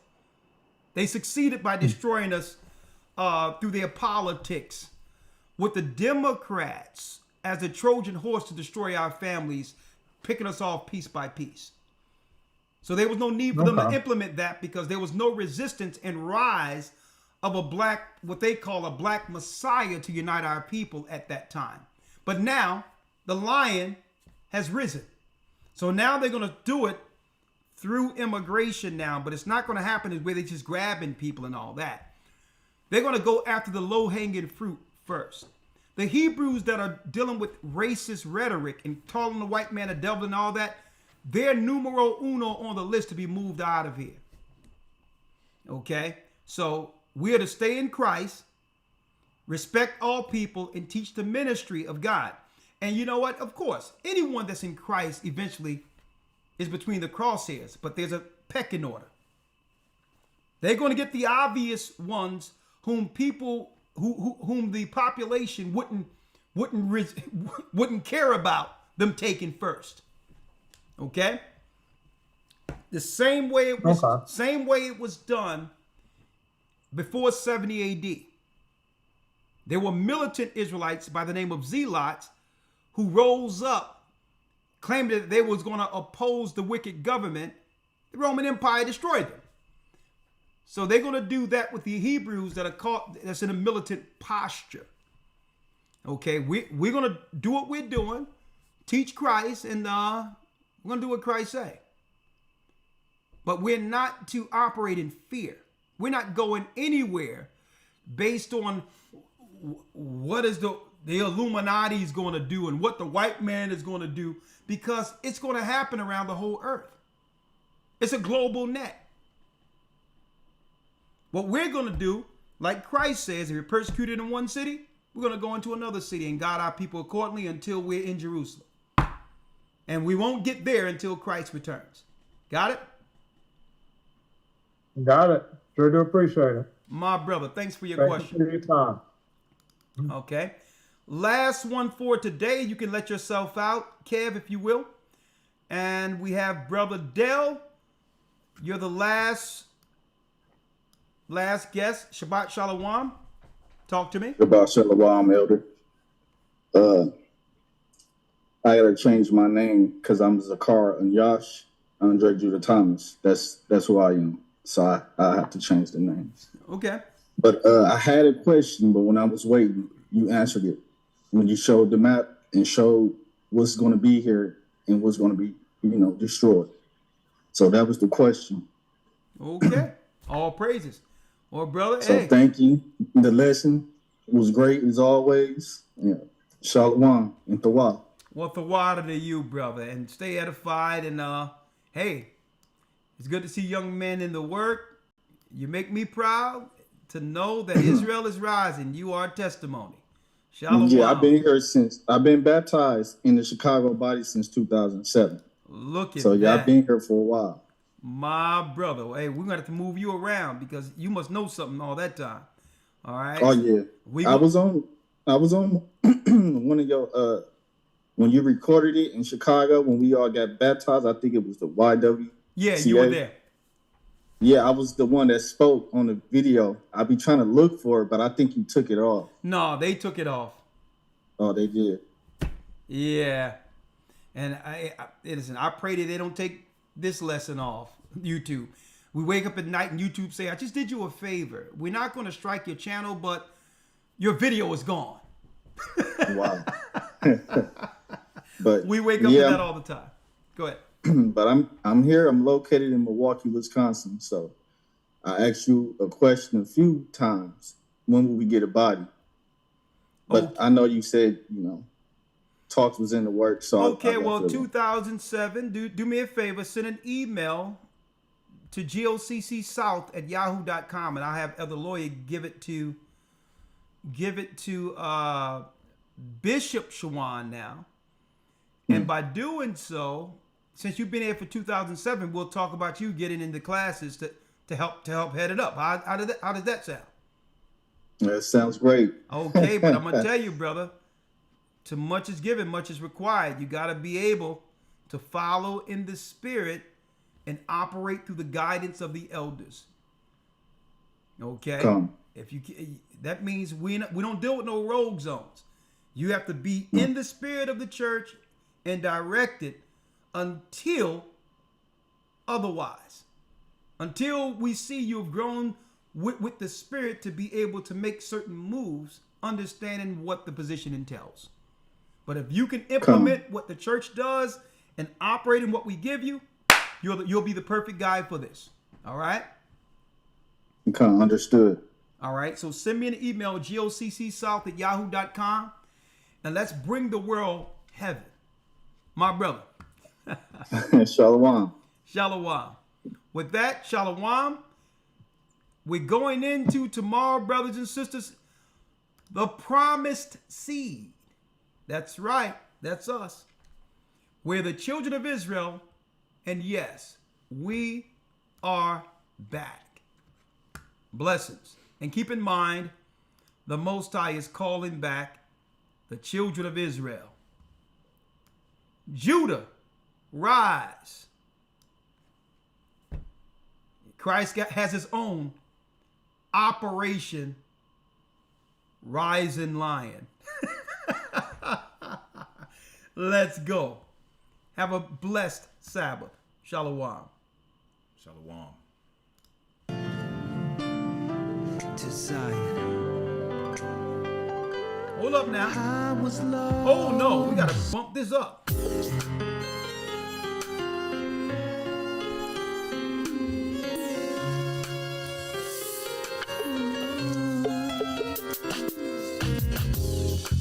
The east is where we're from. The 12 tribes of Israel. In 721 BC, the Assyrian king, he took us down, we fell. With a great escape, we went through the Euphrates. The Lord held the water still. To a land where no mankind dwelt, we went.